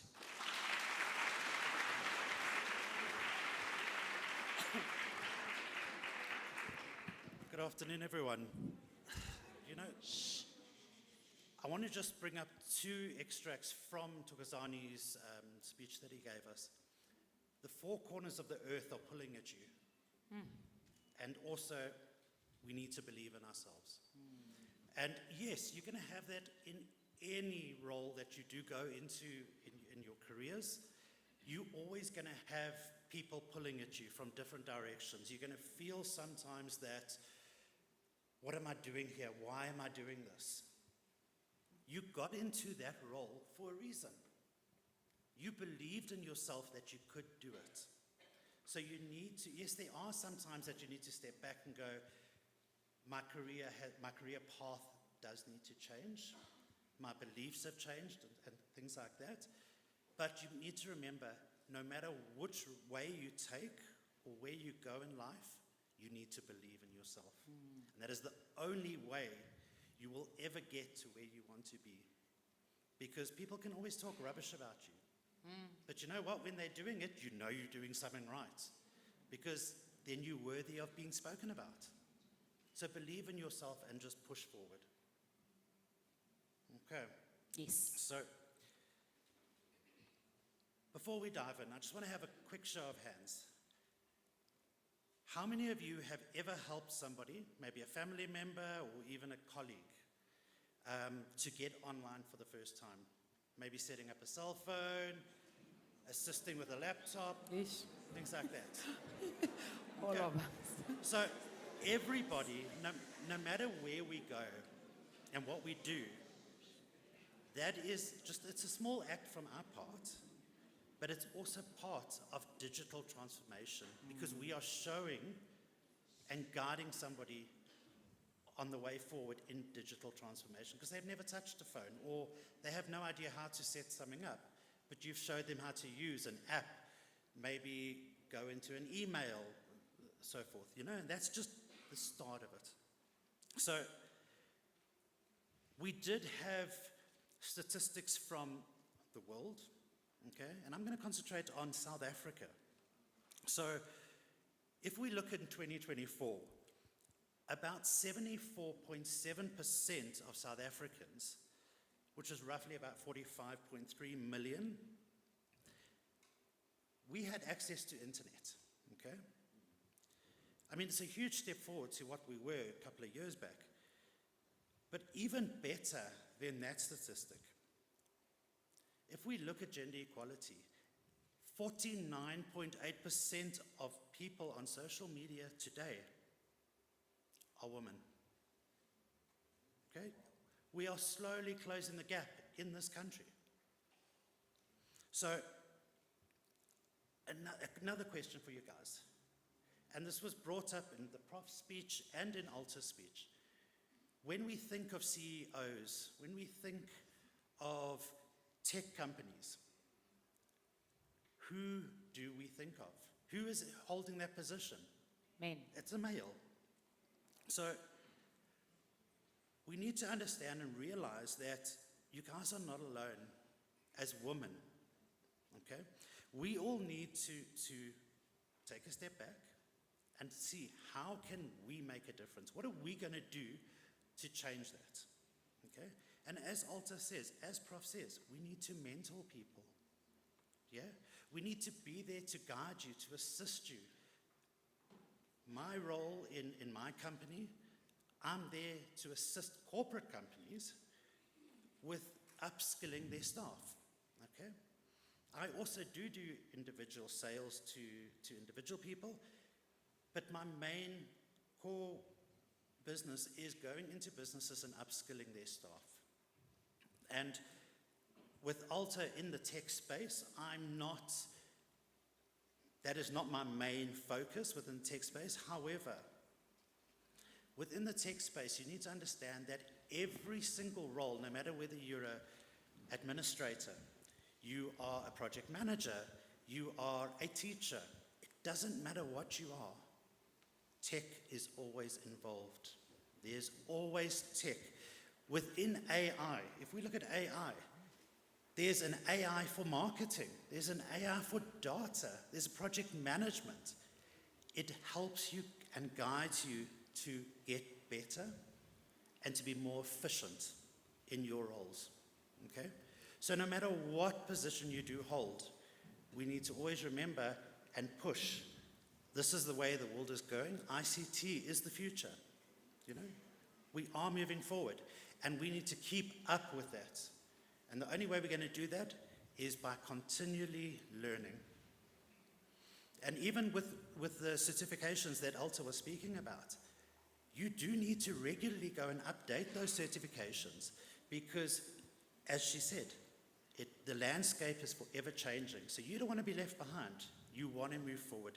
So you do need to keep up. And the only way in doing that is, yes, it might be difficult. How are we going to manage this? As Alta said, you've got a child, you're married, you're trying to hold your job. But you need to believe in yourself and invest in yourself. Yeah? So, how can we as individuals and companies make a difference? Okay? So, we need to invest in digital literacy programs tailored for women and girls, and especially in underserved areas, in communities that don't have access to these type of things. And this is what I do with the corporate companies because they have to spend on socio-economic development.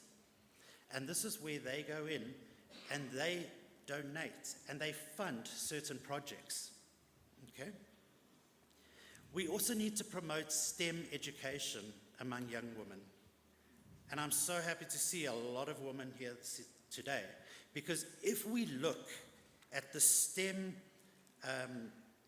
graduates in South Africa, what percentage do you think is women?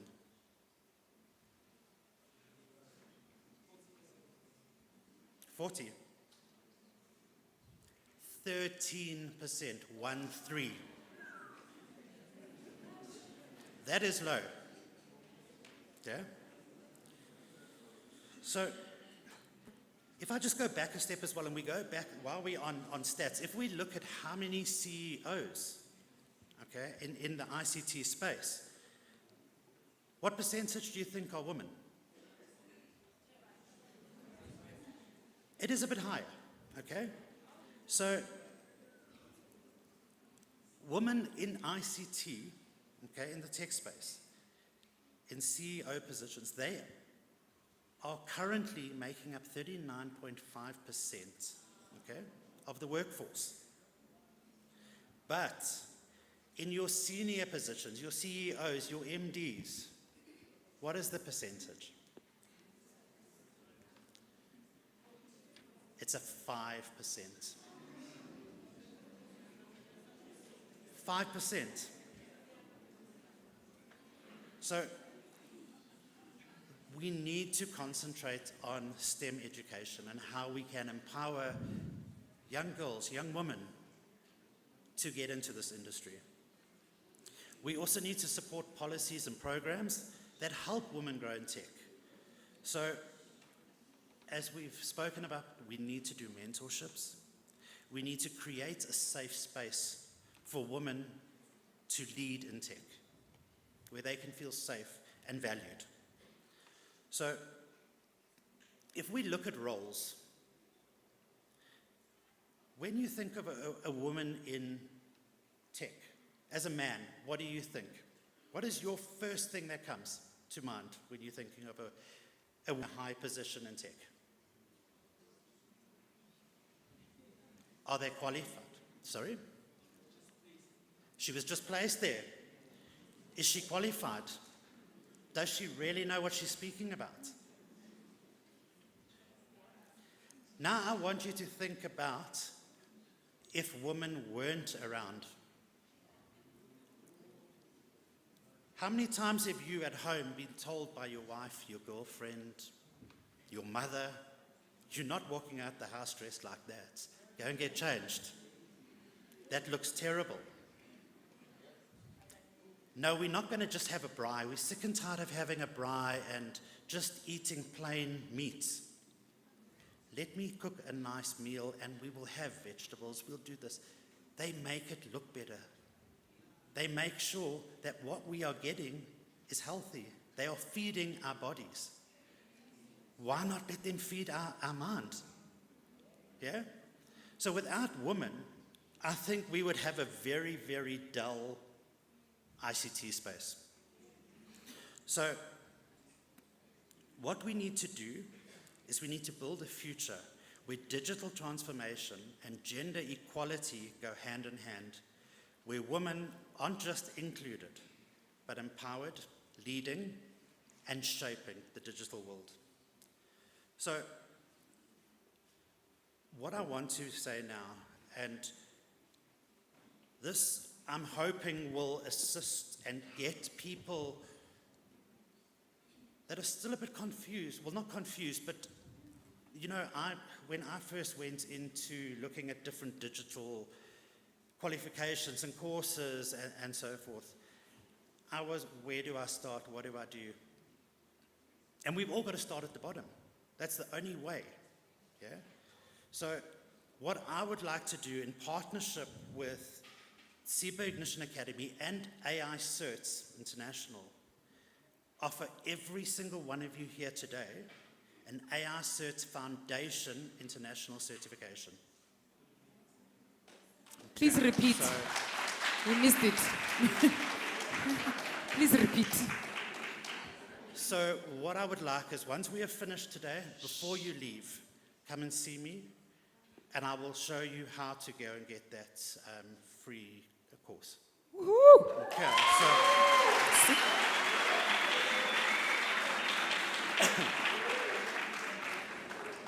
so I just want to say, in closing off and before I leave you, let's commit.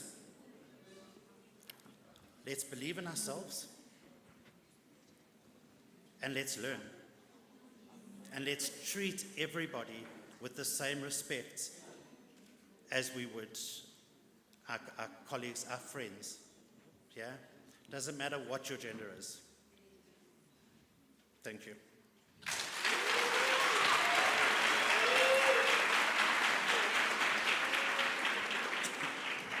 Jeff, I have a bit of a controversial question. So just before I ask that question, can I see by way of hands who's got some questions for Jeff? I've got one there. I'll take one.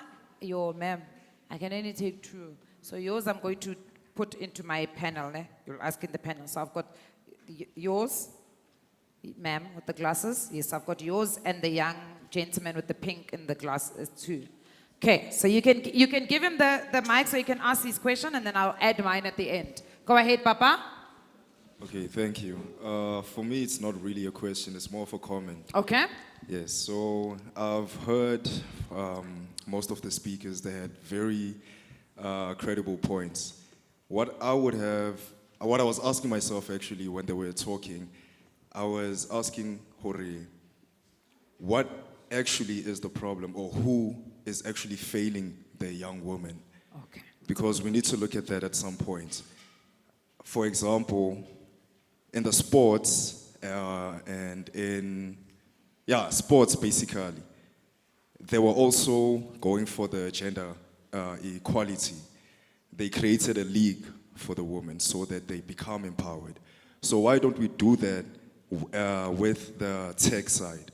Why don't we create some type of league for women, maybe an academy for women, where we focus mainly on the young women from age 6 to 13. Start grooming them, start growing them, start developing their mindsets as well, so that you trigger that passion and the interest for IT. Because sometimes when you actually look, it's the women that are there in the top positions in IT are women that actually know what they want. Like, yes, she mentioned that she had to go through various stages until she realized what she actually wanted.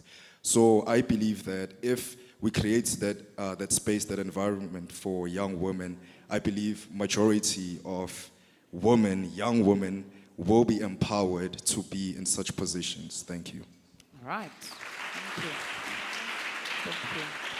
Can I get the mic to the young lady? I just want to get all of that comment. Jeff will then respond to the comment. Can I get the mic to this young lady with the glasses? The glasses, Papa? Yeah, behind her. Thank you, Mama. Good morning, Mr. Jeff. My name is Hope. I've got multiple questions for you. The certificate you said you're going to provide for us, usually these free certificates, as someone who's usually like applying for these certificates, they usually provide information that is based as knowledge. So something that I can Google offline. What exactly makes it different? Why should I be interested in something that you're offering that's free, that won't be like anything I can Google offline? And another question I have is in terms of AI. We know that AI is usually being used to steal jobs. I'm not really sure, but we know that AI is overtaking the tech industry. Developers are being overrun by AI, and AI is being used very carelessly. Even as students, we use AI to cheat. So as someone who is educated... Did you just admit to cheating? Let me explain. Ma'am Sisi. Let me explain. We have a problem here. Not me, not me you. per se. Yeah, you must say allegedly. Not allegedly. There's been tech studies shown that university students, not college, university students use AI to cheat. Okay. So how exactly are you going to minimize these not situations? Writing prompted exams. And then my last question will be, there's digital literacy certificates being provided everywhere. Again, with this thing, free certificates are usually something I can Google offline. What makes it different? How are you going to bridge that gap and make it easier for us to understand and break into the tech industry if the certificates you're providing are something I can easily Google offline? Thank you. So, just for clarification, I'll move a mic. So clarification question, just so that we make sure Jeff gives us the right answer. Okay. You are looking for an alternative of that certificate that gets you into a job. Or gives you an economic opportunity. I'm not looking for an alternative. I'm asking why are these certificates Google things? Yeah, we say what would then be the alternative? If you were to come up with an alternative. Yes. Provide professional certificates that there you go. Perfect. Don't give us things that are like little, something you can learn offline. Provide the information you give to students on universities. Okay. We as TVET college students, we're giving information that's something you can Google. We want that information that can be provided from universities. Okay. I hear you, Jeff. I hear you. You want to answer? You want to comment? Okay, so I'm going to start off with the gentleman. Yes. To your comment, I agree with you. We do need to definitely do something from a younger age for women and for girls to push them towards the ICT space, because that is the way the world's going. Alta is currently busy with a women program specifically designed to guide and assist them, am I correct, Alta? For women in the ICT space. So yes, there are things for women once they are older, but for young girls growing up in school and things like that, there's no specific course or a league, a club, something like that. There's nothing. And definitely within the IT field, something does need to be created. So yes, I do agree with you on that. Then it's hope. Okay. So hope, you asked me what makes this course that I've said everybody can have. What makes it so special? Why can't you just Google? Okay. Yes, you can go and Google if you want. However, this course has got the international certification, plus you're actually writing a proctored exam, international exam. You are going to walk away with AI Foundation, so the foundation of AI, international certificate. All it is there is to just assist you and guide you in understanding what AI is. And why I think that is so important after listening to your question and to a lot of people, there's a misconception within AI. Everybody believes that AI is here to take your jobs, okay? It's not. AI will never run this world on its own. Who programs that AI? Who still has to do a check? Can an AI bot form a quality check? We still need human interactions. Yes, there are some roles that have been replaced by AI, but it's more in your motor industry, for example, at Tesla. Tesla is building their vehicles with robots, okay? However, those people that were building those robots, well, the vehicles, are now currently overseeing everything and quality checking. So AI is not there to replace roles and positions.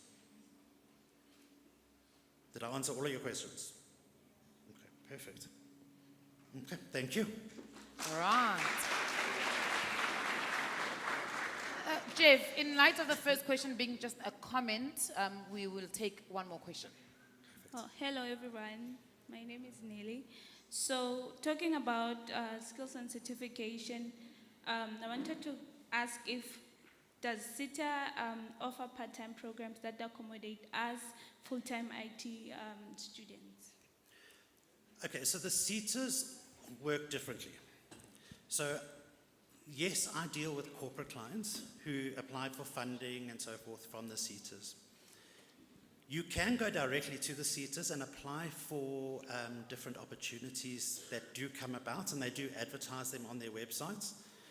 But ideally what you need to do is you need to get into the IT space, if that's your role, or are you in engineering? I'm not, so in ICT, yes, okay. So familiarize yourself with a company, okay? Because within that company, they still need to do programs. They still need to do skill spend towards their BEE points, okay? So with that, they have to have employed and unemployed candidates. So that is where you have that opportunity where companies sponsor learners to go onto a learnership, whether it's an ICT, business administration, project management, whatever. They sponsor. So within that learnership, you are getting your qualification, your knowledge that you are being taught, but you are also getting experience in the workplace. And like Alta said, when you go out into the workplace and you're applying for jobs, especially in the ICT field, what is required? Degree, your certifications, and your experience. Okay? This is a way, by doing a candidacy program, learnership, through sponsorships and so forth, it's a way of moving forward and getting that international qualification, the certification, getting your local qualification, and sometimes if you're going into varsity and so forth, it's your degrees. Some are international. So you're getting all of that. Plus, On a learnership and candidacy program, you are getting that workplace experience as well. So you are coming out well-rounded with experience to go into a permanent position. Okay. Thank you. No problem. All right, a round of applause for Jeff Weingart.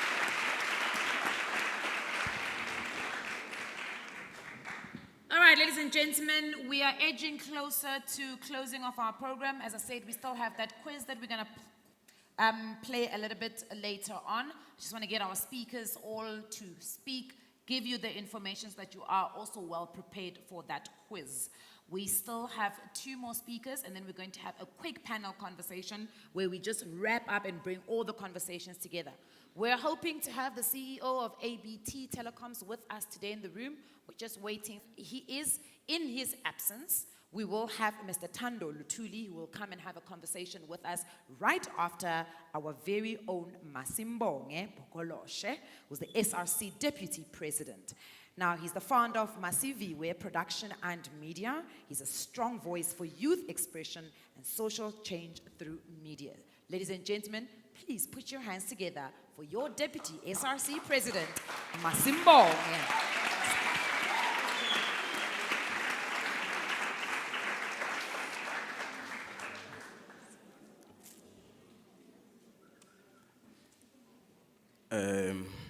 Let me start by greeting the college management, campus management, ABT management and staff, MC, distinguished guests, fellow students, and especially to the leadership of SRC that you are in office with.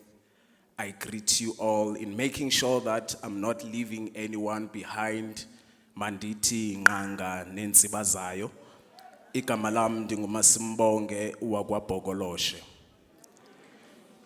I want to say to ABT Telecoms, you guys did a job well done by choosing us to host this phenomenal, beautiful event in addressing gender equality in digital transformation. In our leadership as the SRC of Ekukhuleni East College, we are preaching this theme. We are living it, where we are led by the president, who is a woman, Acacia Sinuku. She delegated me to speak on her behalf today. I want to say that in that leadership, we have a 60% of women in it. So you didn't do anything wrong by choosing us to address this issue in this college. Thank you very much. I want to say that technology is the future and we have the power to shape it. Each and everyone who is sitting here is sitting with an idea that can change the world through technology. And I want to say we need to be sure with what we are doing and not be afraid to experiment. We must not be afraid to make mistakes, because when we make mistakes, we learn and we grow. In ICT, there are so many opportunities. The speakers that were before me, they said everything. They mentioned every opportunity that is there, which is there is cloud, software, data, digital creativity, and networking, and the most famous one that I think all of us know, cybersecurity. We need to be innovative. We need to be creative. Tech values creativity and problem solving. Allow me to say women are the problem solvers. For example, I think married people and you guys are going to agree with me on this one. You know, when your wife has prepared some food for the family, and then the guests that were not counted in that food come, a woman will stress and she will come stress you as a man and say, what are we going to do now? Before you can even give your answer as a man, thinking of taking your car and find food for the guests, and she'll say, don't worry. We have leftovers of some salads in our fridge. Let me prepare food for everyone, and everyone will eat, and everyone will get full. Yebo. That's a woman for you. That is why I'm saying, allow me to say they are the problem solvers. They identify the problem, they work around the plan, and then they solve the problem. That is why we need them in digital transformation. Technology is constantly evolving, and we need to be curious and be ahead to avoid what we witnessed in 2020 and 2021, where only essential places were opening and others were closing. And I believe most companies and businesses that were already operating in a digital space didn't close because they were working from home. Yep. Things were happening. Companies now are having a 2030 vision of transforming everything digitally. I want you to ask yourself, and myself, I'm asking that, what is my vision for 2030? In equipping myself and making sure that I acquire or I have at least 1 or 2 digital skills, because everything is shifting to that direction now. In order for us to be employable and be able to start things for ourselves. I know that most of us think that in order for us to start, we need to be experts of this thing. We do not need to be experts. We can join online communities, we can attend workshops, and we can network. We can network with professionals. Today we have professionals in those fields.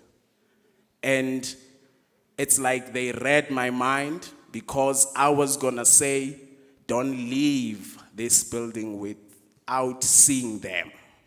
And they said themselves that do see them.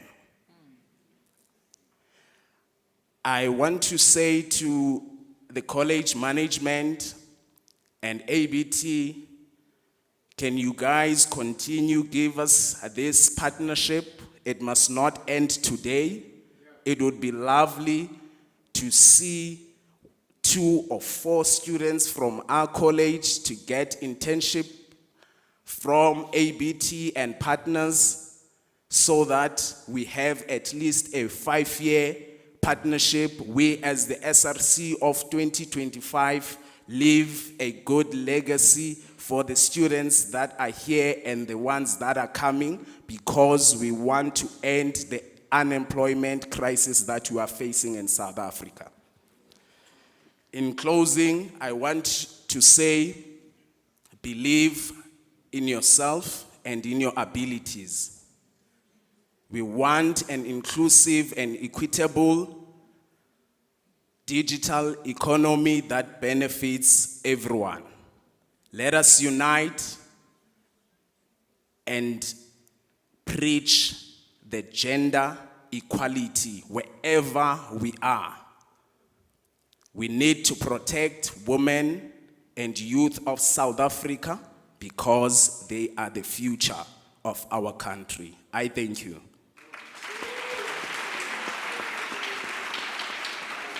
Stay. All right, so I've got your Deputy SRC President with me here. He's pushing for gender equality. Can I get, by show of hands, a question for him? I've got one right here in front. Can I please get the mic to get here? Right. You can go ahead, sir. And then we've got another one there. We'll take those 2 questions. Good morning, everyone. Thank you, Deputy President, for that very good speech that you delivered. It was very well delivered. Thank you. All right, here's my question. You as a student leader in this institution, seeing such a partnership come together during your term in office, is there a possibility, do you see room for, because I heard in your speech you're talking about you don't want this to end now, you'd like to see this happening more in the future. Do you think that's a viable thought to pursue? And I'm asking you this intentionally in front of the partners and the stakeholders to say, is it something that indeed it's something that you would look into as student leadership, but something that you see important enough for your students to have access to? And if so, is there any kind of commitment that you can make, light as it may be, in terms of what you personally will do, Deputy President, as my Deputy President, to make sure that these kind of collaborations continue? Thank you. All right, can we get the mic there also to the corner, please? I just want to get both questions in so that you can answer them together. We have one from the student campus manager. Also, if I can get another mic to go all the way down to her, please. Okay, and then Bulisa futhi. Putwam, since well you are leadership, Sonny, not in a bad way, but then since well we know which is Sonke, we are not mentally equally gifted, right?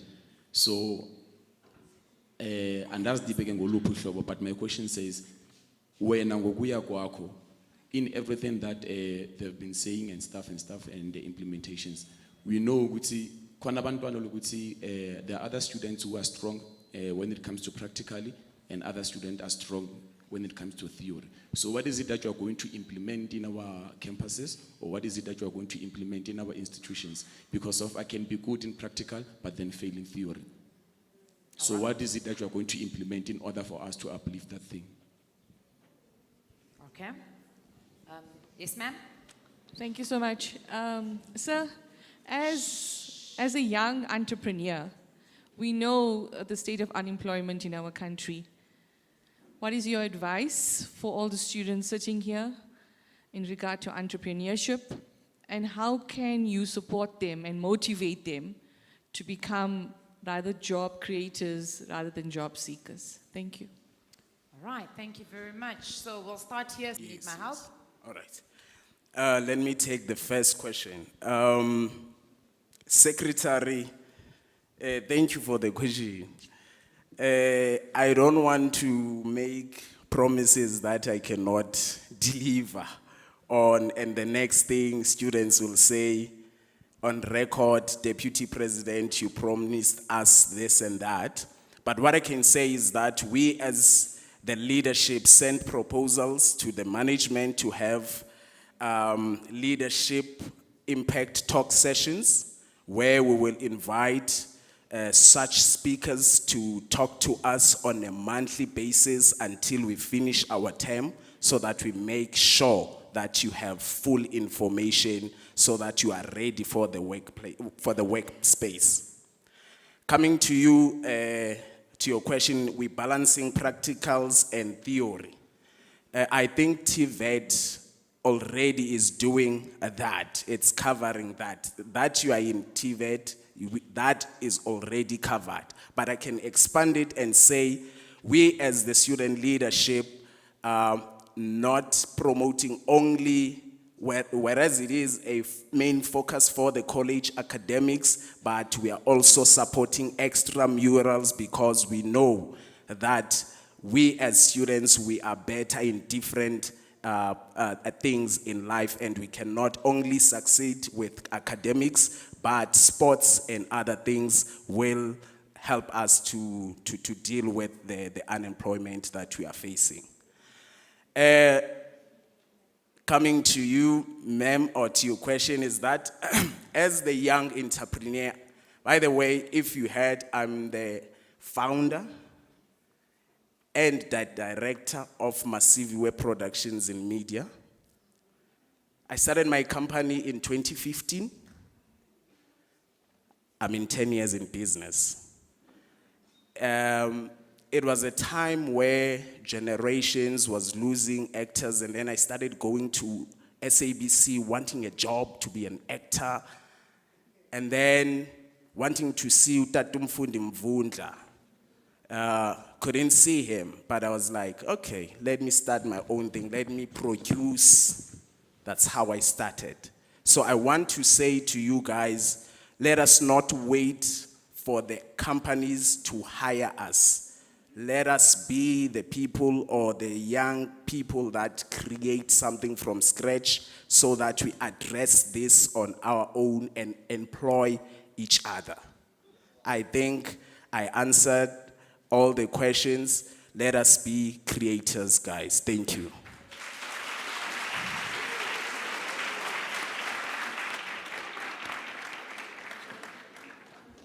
All right, that is absolutely fantastic. I think it's quite inspirational to see young people really have hunger for entrepreneurship. We need more entrepreneurs in South Africa and entrepreneurs that are solving real life problems. Who can quickly tell me, what does ABT Telecoms do? They are here today. Yeah? Don't read on the screens. Somebody can quickly tell me what ABT Telecoms means. I've got a nice prize. ABT Telecoms. Yes, ma'am. Is your hand up? With a striped shirt? Or you yawning? How show me? Oh, we Google it. I'm allowing you to Google, guys. I don't have a problem with cheating. Tell everyone cheating. It's not cheating. You must be innovative. That's why Google is there. You must Google if you need to Google. Yes, what is it? Can you read it out for us, my love? Can you please stand up? Maraki. You don't know who's in the room. You know, for some of us are the president, it's already something. This is how you lose out on a job, says. Anybody else who can give us the explanation by standing up? Here's a young lady here. You only miss out on the opportunities you don't take, guys. You never know. Professor is here. Alta is here. Jeff is here. ABT Telecoms is here. Maybe they are looking for interns today. Are we? Yes, ma'am. Hi, everyone. My name is Jalen. And so ABT builds and manages broadband and telecommunications infrastructure, offering unified communications like internet connectivity and services like VoIP, OSS, and BSS to corporate and government department clients.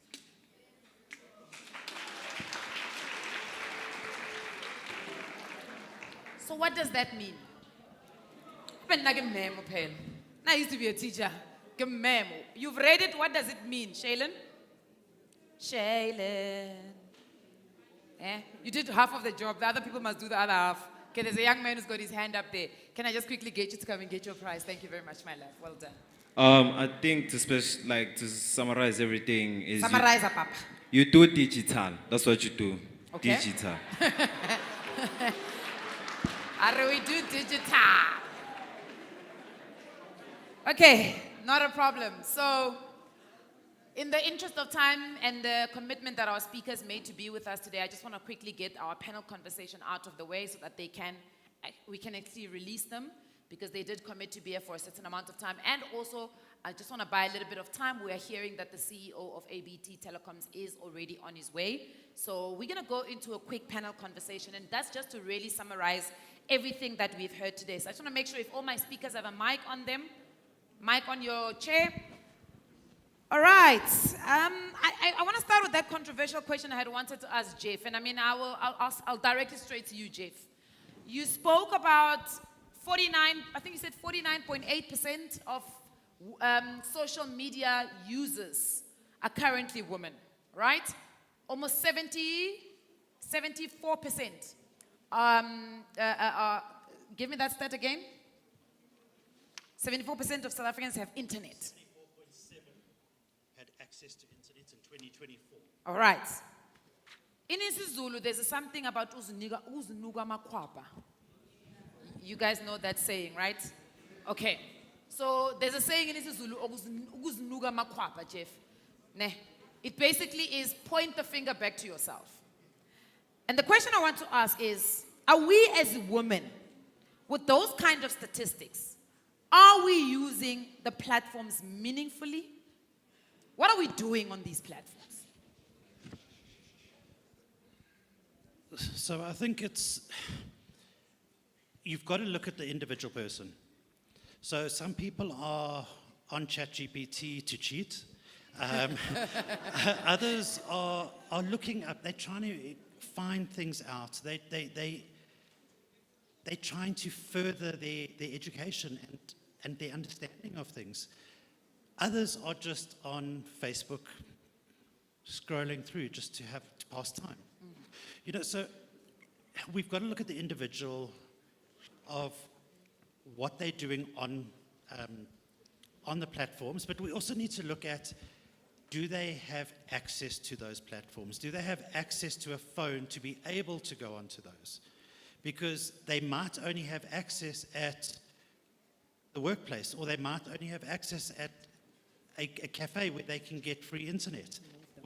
The different aspects of how and why that figure is so low. So we can't just give a blanket response, unfortunately. Yeah. No, that's absolutely a fair response. I think, just staying with you, Jeff, there's something you also mentioned when you started speaking. Let's just check if that mic is actually working correctly. If you can just do 1, 2, 3 for me. 1, 2, 3. Perfect. You spoke about, you asked the question, who in the room has helped someone get online, put together an email address, you know, and you said that's digital transformation. My question is, are we sometimes complicating what digital transformation is? When we think about it, it's huge that we miss the gaps where we could meaningfully make an impact. I definitely think, yes, we are missing gaps. We're overthinking things, because at the end of the day, we are already using tools. This is the way the world is going, no matter which way we look at it, whether we like it or not. All we need to do is now use those tools that are there to assist us. A lot of the times we look at it, and I don't know the CompTIA courses, I haven't done them, but if I think of CompTIA and I think, oh, it's going to be a bit difficult, I don't really have the time, I've got to know this, I've got to know that. Whereas if I went in, I could probably understand it, because I would have to do a foundational course before I can go into the further courses.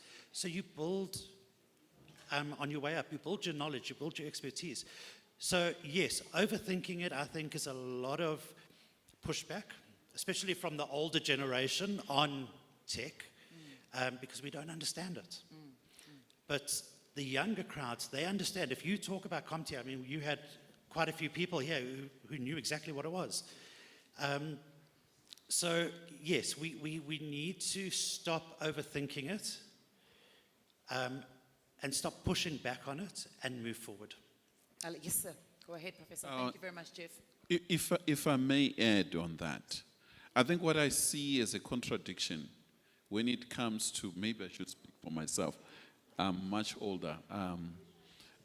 The younger generation and the old generation is that at times, when it comes to social media and the like, and just gadgets in general, the older generation is very scared of using this, but at times they have the right questions, but they don't know how to apply in the system. And at times you now find the younger generation, they know all about the gadget and how it works, but the system is as good as you feed it. If you ask wrong question, you get wrong answers. So the bigger question is the balance, that you need to be able to read and have a technical knowledge of knowing what are the right questions to ask, exactly what we want. Because, so that's one. Number two, there's also the ethical application of the system. I think you might be handling, I know in universities, the biggest problem we have, professors have, are essays that are not written by students. They just ask ChatGPT to do the work or DeepSeek, and then they just submit.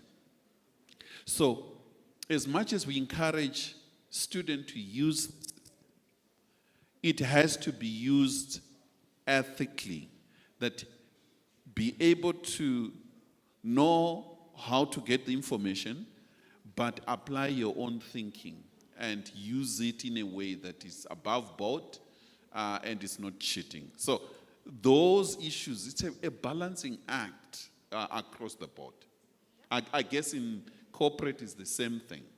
But Professor, maybe let's ask the question as students. You guys are saying use the technology. When do you guys as the professors change the way you assess so that we don't use technology to write our essays? Because there must be some balance, you know? Like, I mean, to be fair, some of the AI is now also picking up human written. Or sometimes we just use the AI to polish up on our language and vocabulary, but the thoughts and ideas are mine. But, you know, it's being picked up as AI. So when do we balance the way universities and colleges are assessing us so that we don't find ourselves sitting with that technological, ethical issue?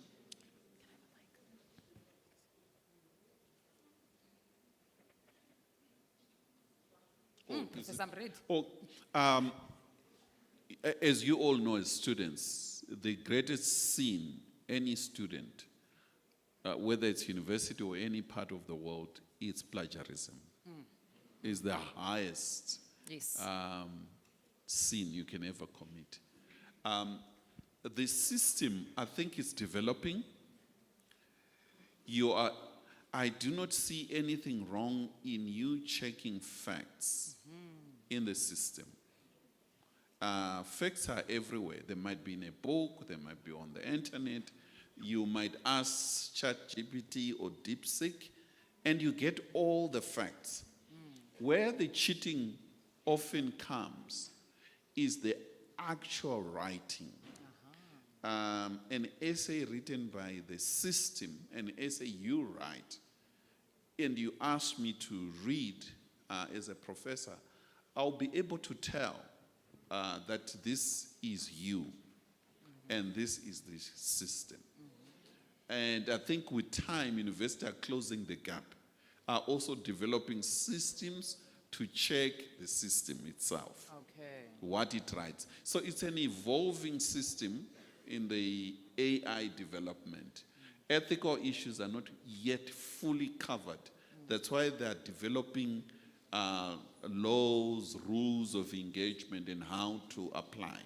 So I think we're getting there, but conversations such as this, they go a long way to bring your inputs, universities, authorities, to determine, not just a professor saying this is not you, to determine what is cheating and what is not. I think you need to reach that balance so that we avoid lots of unnecessary cases and wastage of time, and ensure that there is actual learning. It does not help for you to have an essay written in 5 minutes and you submit to me and you get a paper, you say you are unable to do what you are writing. So I think we should be able to, after you have written the paper, I'll take the paper and put it aside and speak to you. You should be able to speak to your paper. So if you did not write the paper, you're unable to narrate anything. So there are so many ways of testing people. So these are evolving issues, and I guess your institute is grappling with that as much as all other institutions and companies and governments, issues of property rights, what constitutes property right and what does not. So I think we have so much work to do around that. Thank you. You want to say something, Alta? Is it? Yeah, it's working. So I actually just want to say that I agree with Prof. There's a big difference between writing an essay that comes from your brain and your heart, right? And putting it into the system and say, please check my grammar, please check my spelling, right? As opposed to saying, can you please write me a 2-minute speech on XYZ. Then, and I get this a lot when I start interviewing students. So in the back, we were talking a lot about who do we accept into our college, right? Because we take only 300 students a year, for instance. And I said, because I end up actually having interviews with students. And I sit there and I talk to a student and I say, don't look at your CV. Talk to me. Who are you? And that I can sometimes stop a student in the middle of a sentence, ask them a question, that the student will pick up exactly where they stopped and continue if it's a poem. Now that tells me that's not you. That's not you that is speaking. So don't always try and sound as if you know it all. Sometimes it's okay to not know it all. It is okay. It's okay to stumble. It's okay to go, I cannot remember that word. Instead of trying to use higher words, sounding smart, but then you can't answer the simple question. So rather make the errors in the interview. Say, I don't know. Be honest. And I promise you, the real you will be seen by the corporate clients. And the real you will show who you are. And that's what we want to see. We want to see the real you.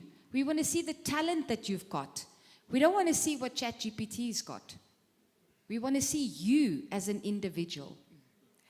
Alta, just moving away a little bit from that conversation, earlier on you mentioned mentorship, and I think it was quite a big theme around the room that the young students in the room should find mentorship and all of that. Then you said, I want to see your LinkedIn business profile. I had earlier mentioned LinkedIn. Who do I look for? Who exactly am I looking for? What does that person... What does their profile look like? Who should I be following? Because sometimes, in all honesty, within many industries, sometimes the people go over your head in terms of what they're posting. You don't really know. And then over and above, who am I looking for as a young person? What am I saying? What's my first sentence to that person? Okay, so I'm going to speak to the females here first, right? So as a female, look and search for people that advocate women in tech. Look and search for people that say that they want to advance the youth or they want to give back to the youth. Look for that, because those are people that have got very specific passions. And that's what you're looking for. And when you write that first message to them, please don't use ChatGPT. Because they're going to know that this is not you. And the first sentence that I would say is, I love what you wrote in your opening line of your profile. Because that means you're now speaking to something that is very close to their heart. It means you are resonating with what they stand for, what they believe, or what they want to teach, or what they want to mentor. And then you say, because you say that you believe in women in tech, I am a woman trying to enter the tech space. How would you suggest I go about? So you don't always have to say, will you mentor me? Ask a question. Open up the floor to that person. Fantastic. Professor, I want to quickly come back to you. Earlier on, you mentioned Africa's wealth. You spoke about the minerals we have, rare earth, sunshine. How do these natural resources connect to digital transformation and ICT? And what's the link between what's in our soil and the tech that we need to be building? The management of resources, I think, is the key word. We have to ensure that women are involved across the board, the whole value chain in mining, in the processing. The problem we have is that we have so much of these minerals, and since 1870s, 1880s, 1890s, the whole place, I think it's all about mining, Johannesburg. We have been selling raw material. We are exporting jobs. So, when you talk about mining, the question of technology is involved. The processing technology is involved. So I think the question that we need to, the knowledge, when you talk about beneficiations, which is enriching raw materials from gold or diamond to a ring or necklace or anything that you develop, we should be having women involved in these processes, and not just as workers or consumers, but ownership. Beyond ownership, in terms of innovation, designing, and make money and livelihood. And therefore, I think we need to ensure that we are comprehensively understanding the entire value chain to maximize what we have to ensure that we achieve gender parity. I think that's the key question. Absolutely. Thank you so much, Professor. Deputy President, one of the conversations I think both the professor and Jeff mentioned is influence in policy, right? Got to influence where the decision, I don't want to call them decision makers because the decision makers follow the policy. But just looking at WEC right now, do you have that influence as the SRC? All right. We as the SRC of EEC, we are a very passionate leadership that questions anything that is not aligning with what we believe the leadership or the students should be subjected to. So, but with the policies that are in place so far, we are good. If anything is not in line, they know. Okay. Back to Hope's question earlier on, right? Hope was very passionate about ensuring that whatever certifications are brought here, they are going to almost translate to some economic opportunity, right? What process do you have to be able to hear these kind of calls from your student body for policy purposes so that you can have actual strategic policy conversations with management? All right. We do have host mass meetings where we get all these concerns and complaints from the students. And then we also have our class reps where we sit from the big masses. Now we sit in smaller masses, and then we take it to the executive of the college to address them swiftly so. And I ask this question because we have a tendency as people not to attend the AGM, not to attend meetings. So Hope, when was the last time you attended, what do you call them, Mass meeting. so that you can voice out these kind of concerns? Yes. Show me. Mic. I'm a deputy class rep for level 3 class in ICT. In terms of ICT things, without Mr. Matiani over here, we don't have any types of information from the college or the SRC. So I have a bone to pick with the SRC in general. God, I opened the Pandora's box here. all right. No. I'd let you respond, but in the interest of time, I think we can take this one offline, and we can refix it again. But please make the commitment to Hope that you will address it. He's committing to address it, right? All right. Just so that we can wrap up our panel conversation, we have a question from our student, a student leader here. So go ahead, sir. Okay, so my name is Success. I have a question. It's written down. It's for the whole panel. Can I ask you not to look at your phone when you ask the question? Yeah. But he pulled No, it from ChatGPT. Stop it. Yeah, ask the question. You understand the question. You Yes, don't have I to do. read. That's just fancy English. Ask the question. Okay, so you guys have mentioned the. Ask your question. You understand the question. Okay, so you guys have mentioned the need for the youth to start businesses and be entrepreneurs. But I just wanted to know, Uguti,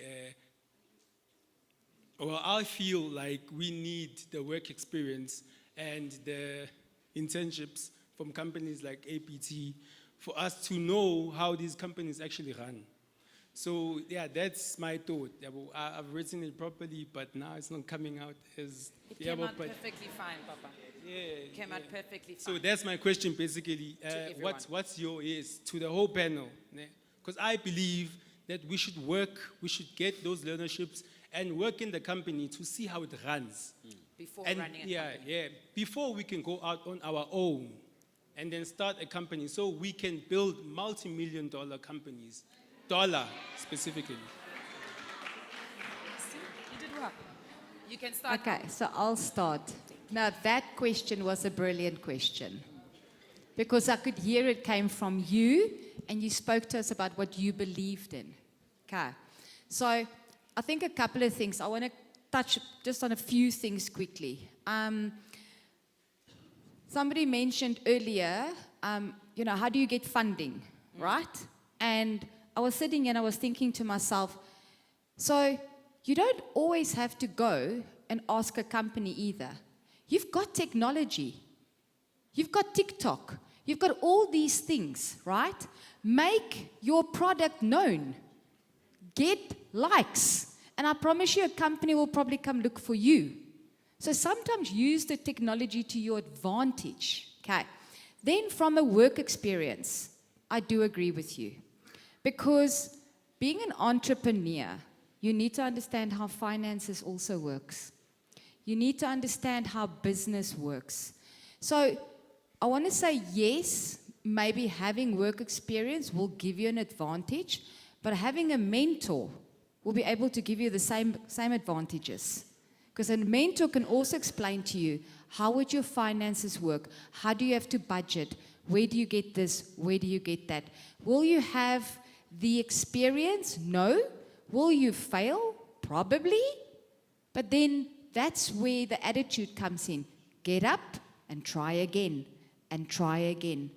I can promise you, not Elon Musk, not Bill Gates, not Mark Zuckerberg, all of them, none of them got it right on the first attempt. None of them. But they kept trying and they kept trying. And that is why I said, sometimes it's perseverance. It's perseverance and the belief. Believe in yourself. Jeff? So just to carry on what Alta said, definitely I agree, you do need the work experience. I mean, if I look at myself, for example, I worked in many different industries because I was not sure of what was my end result, where I wanted to be, in what position, in what industry. So, I mean, I've worked across agricultural, retail, pharmaceutical, education. So I've got a very vast experience. However, through all that experience, last year was the year I decided that was enough. That was enough of me working and giving my experience to companies.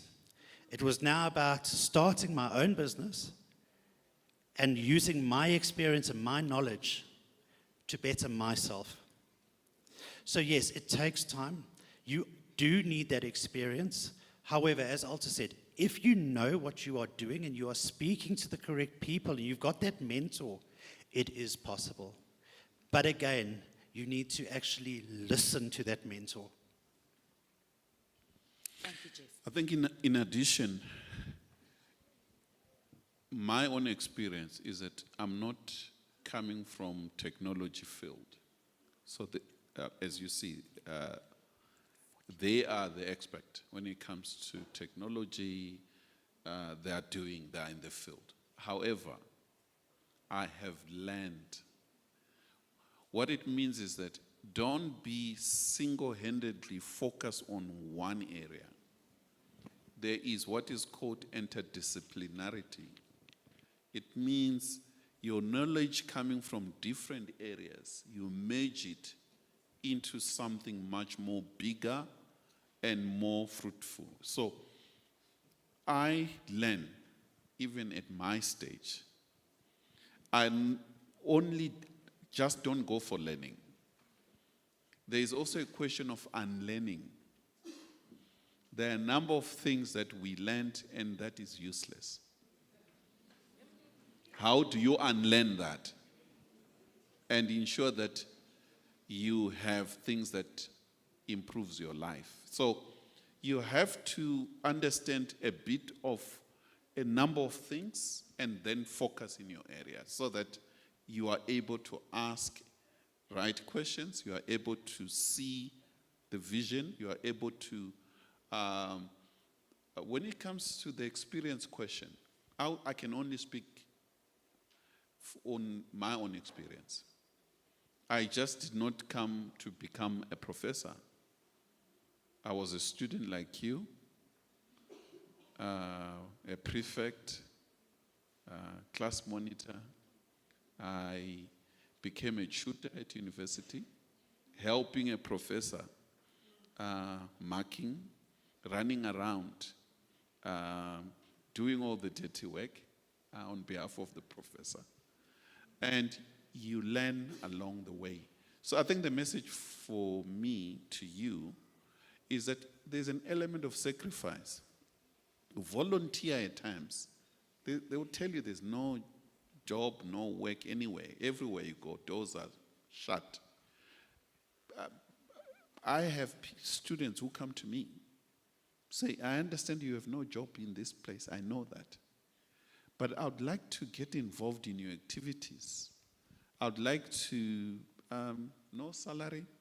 I'll volunteer a day or two. And I've had students who are doing that. Then as they volunteer, I've realized these people are much more deeper than I thought.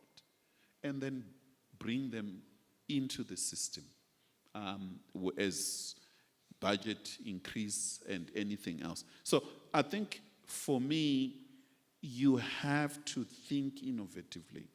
How can I improve? Plus, your social media, it's only, I've come to it now, lately, how powerful it is. We never had that. We had to go to library and get files. I'll sit in the library with files like the whole place to get information that you get within a minute. Brought it together by a system. So take advantage of the social media you have. It's very educational, but you should be able to use the right question and learn and see how others in other societies are doing. And even lectures, there are certain lectures on things that you don't know, concept you don't know, or the question you are asking, ask the system, it will tell you better answers than at times I'm giving. So please use the gadgets you have, social media you have, use it positively. I know music and all dancing stuff, it's nice. I mean, I love dancing, I love music, but balance it. True. Thank you So much, Professor. All right, Masibonge, just briefly, if you can just add to that, we are chasing time at the moment. All right, I will be quick. Since I'm one of you as a student, when I say I started my business in 2015, I started as an extra because I wanted to learn how to do things in film and television. I started as an extra, was getting paid like less than 200 rands. It was because of I wanted to know the depth and get more experience. And now I can tell you that in that industry, the rate I'm rating, I'm not tripling. I rate not less than 2.5 per day when I get a call. So it's a process. So start something and be where you want to be. Thank you. All right, a round of applause for our panel. Absolutely fantastic. Thank you very much. We are going to quickly go through our next speaker and then get our vote of thanks from Ms. Benita Sisi. We have to be out of here by 1 o'clock. So we are chasing the time. All right, ladies and gentlemen, the CEO of ABT Telecoms is here with us today. He is, of course, a trailblazer, a visionary on a bold mission to digitally transform the world, one connection at a time. Now, he's been involved in leadership from a very young age. Tula Nkomane, who is our CEO, was in student leadership committees throughout his time at University of Witwatersrand, which led him to the helm of one of the few emerging companies in the ICT sector in South Africa. Quoted, he says, "Leadership is my life. It is being able to put yourself out there and literally lay yourself on the ground so you can be the bridge that everyone needs to get where they need to be in their respective lives." To government, give us a brief conversation on what and who ABT Telecoms is. Please, ladies and gentlemen, put your hands together for Tula Nkomane.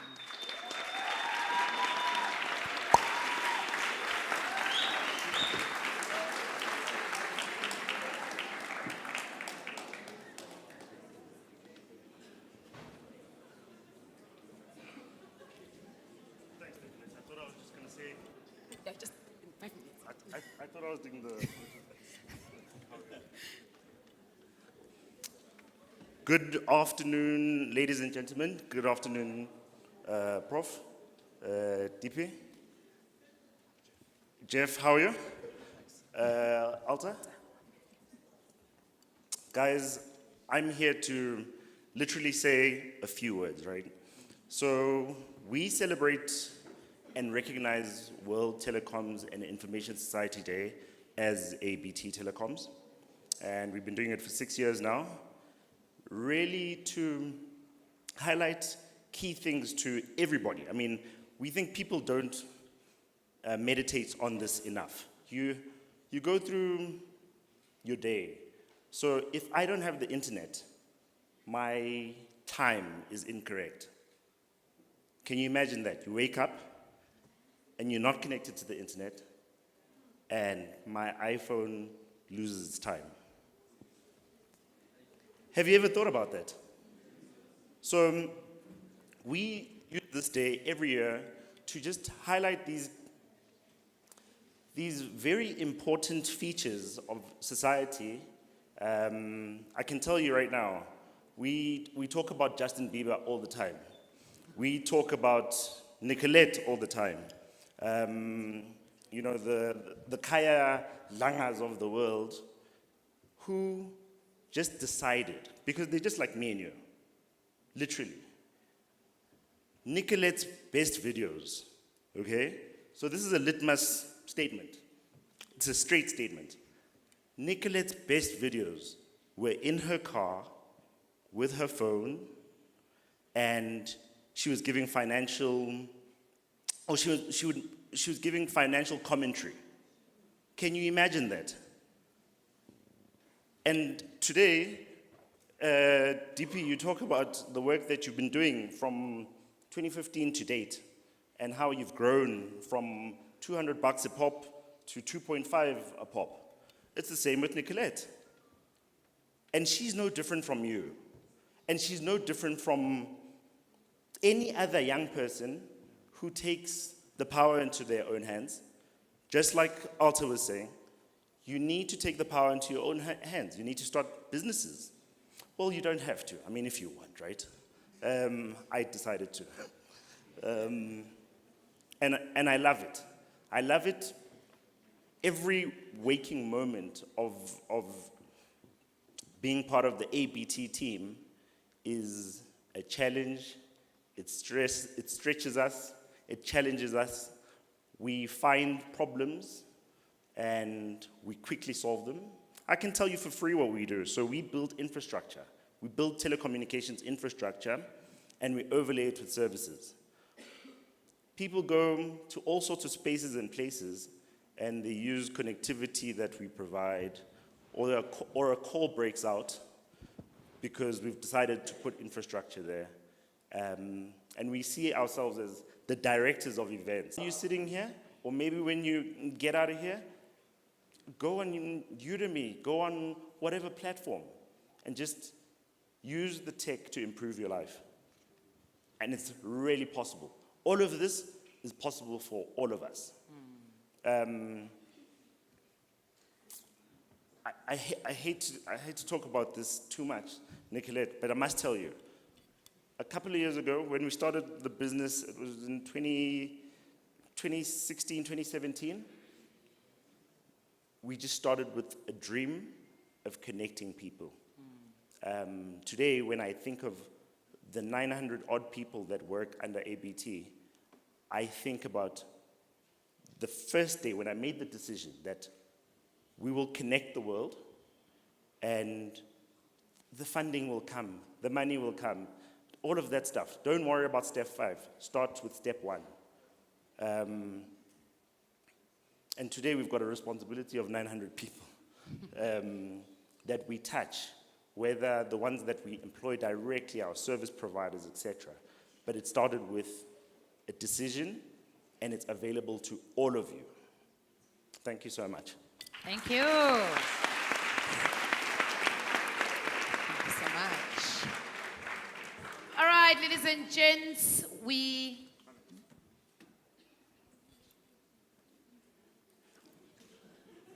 Sorry about that, ladies and gentlemen. We're just debating whether we should do a Q&A, but he is still here, Tula is still here. So when we close off today's session, please make sure that you get to him, you ask him the right questions.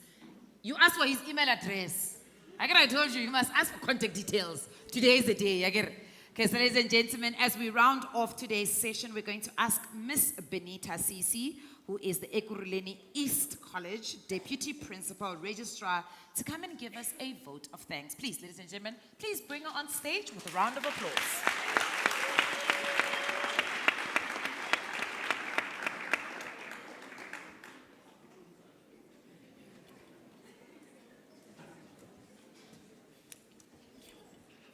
Thank you so much.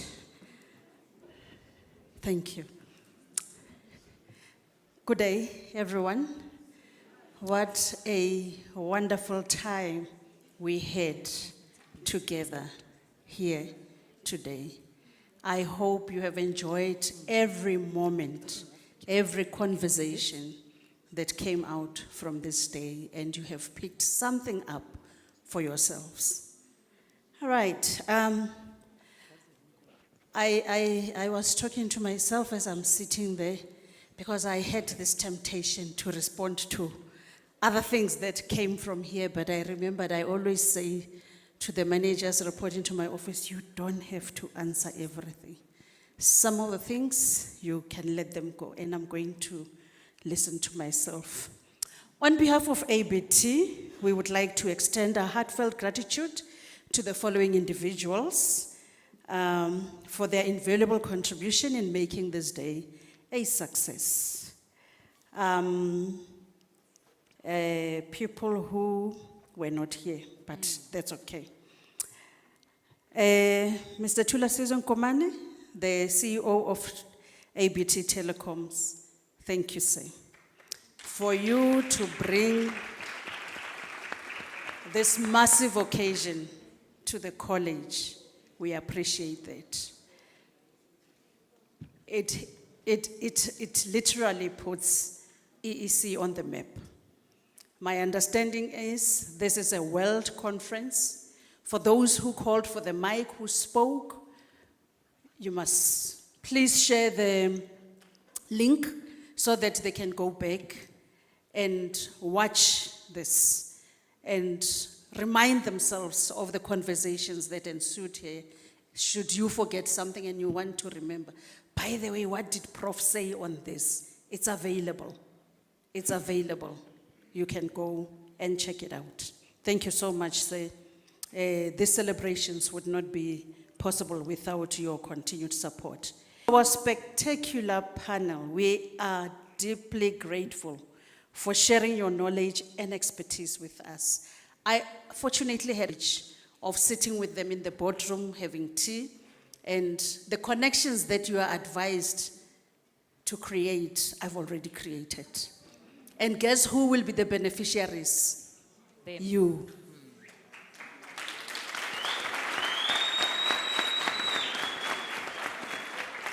I'm not planning to leave the college. I am saying I'm creating partners so that we can be employed, given an opportunity for internships. Yes, yes. I love you too. So, Professor David Manyai, you're the one I haven't received a business card from. I want your business card. Thank you, sir. UJ, I know that UJ is doing extremely well in the world of ICT in terms of their offerings.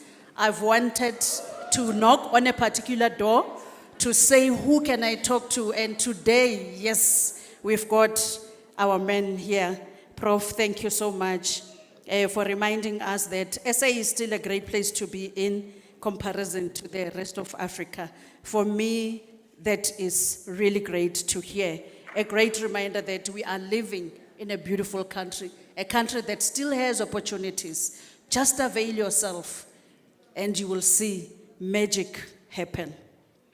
Jeff, it was wonderful to have conversations with you. The CEO of Skills Sage Solutions, he said to me, you say you are doing what? Partnerships and linkages. He took his card out of his pocket immediately and said, take, I will give you internships for your students. So thank you, sir.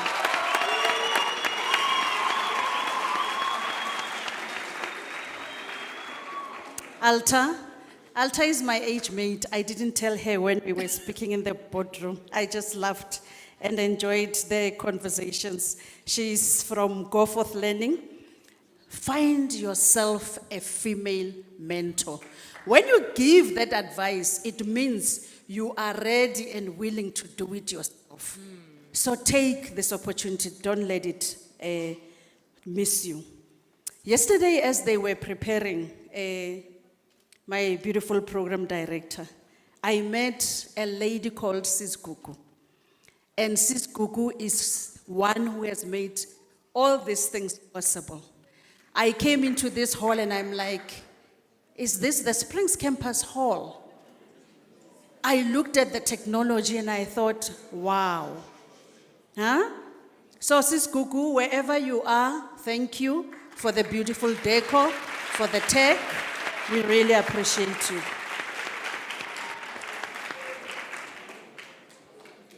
Our program director, she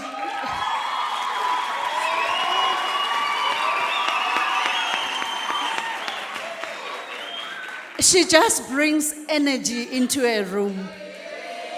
You know, she walked into that boardroom and we were just so formal talking, myself and Jeff, and she came in and, you know, the space changed. And you did a very great job. Thank you so much. Thank you so much. To our organizers, the WTISD planning team, you have outdone yourselves with all the planning and organizing. Thank you so much. The Springs Campus Manager, Ms. Surajpal, and the EEC team, which collaborated so well with the WTISD ABT planning team. Thank you. Thank you for opening your campus hall for us. I know that I always come to you as campus managers to make requests. Yesterday, she was hosting a function. We were here. And today she is still busy. Thank you, ma'am, for your passion for the work that you do. And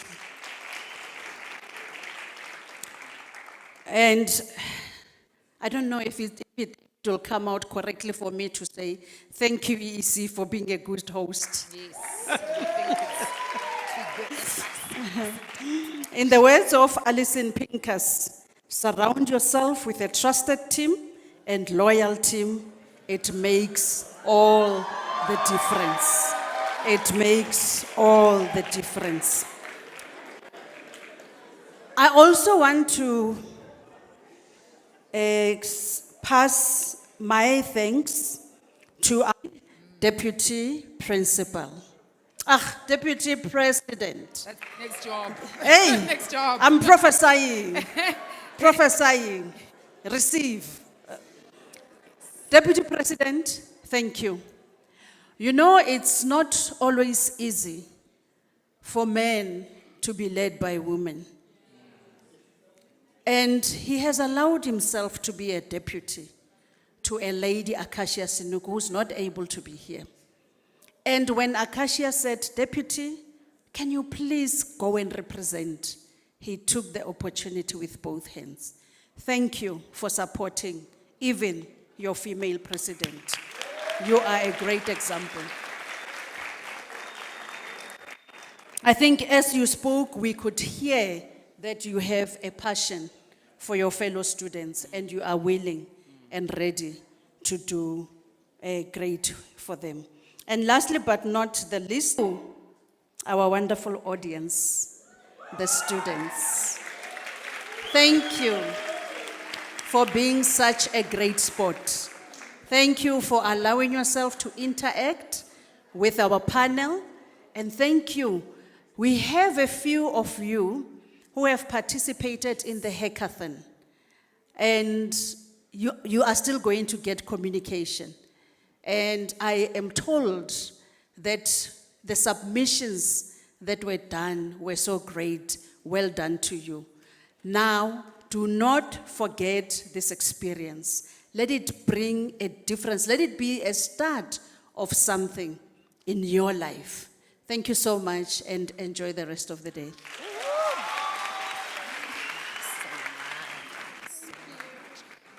No, it's not a problem. Tula, can you just quickly come on stage? All right, ladies and gentlemen, as we are wrapping up today, we do have refreshments for you, but we also have somebody absolutely exciting. Stone, the vocalist, is going to usher us out today. Asa. Oh, what's up? What's up, Stone? Asa. Okay.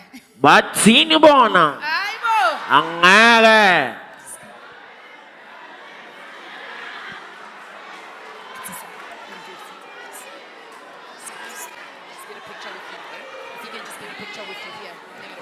All right. Okay. Just a moment before. Shh. Ladies and gentlemen, remember we have to be out of here by 1 o'clock. I'm trying to make sure we buy as much time. We've just asked the Deputy President to hand over a gift to Mr. Tula. And then we're going to say thank you to our panel. And then Stone, the vocalist, is going to come on stage. We've got refreshments out the door to your left, your right. Okay.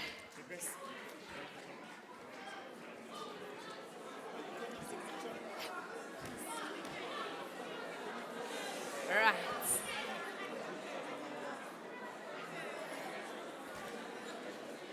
Okay, perfect. As our panel huddles together for a picture, we just want to say thank you very much for their time. They've had to leave their offices to be here with us today, and they've been absolutely fantastic. Please do not miss out on those opportunities that they have presented. All right, as they conclude on stage, ladies and gentlemen, Stone. Stone. Are you ready, Stone? All right. Can I ask you guys to start shifting? Asa. Bati. Yeah. It's you. Ay. Asa. Bati. Asa, beggar. It's you. Ay. Okay. Sange na fana gitu. Okay. Asa. So. No thunder. So. Asa. Kang.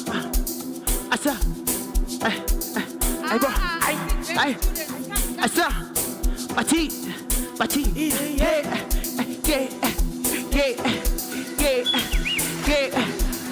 asa, don't tanda, so, kangaga, asa, don't tanda, so yo, kangaga, matini, don't tanda, so yo, asa, kangaga, asa, don't tanda, asa, don't tanda, so, oh, kangaga, asa, don't tanda, so yo, ay, kangaga, asa, don't tanda, so, asa, kangaga, mati, oh, don't tanda, so yo, oh, kangaga, matini, I guess we follow, we follow, we follow, asa, we follow, asa, I be crado, mati, ay, asa, asa, asa, kaja, ay, asa, we follow,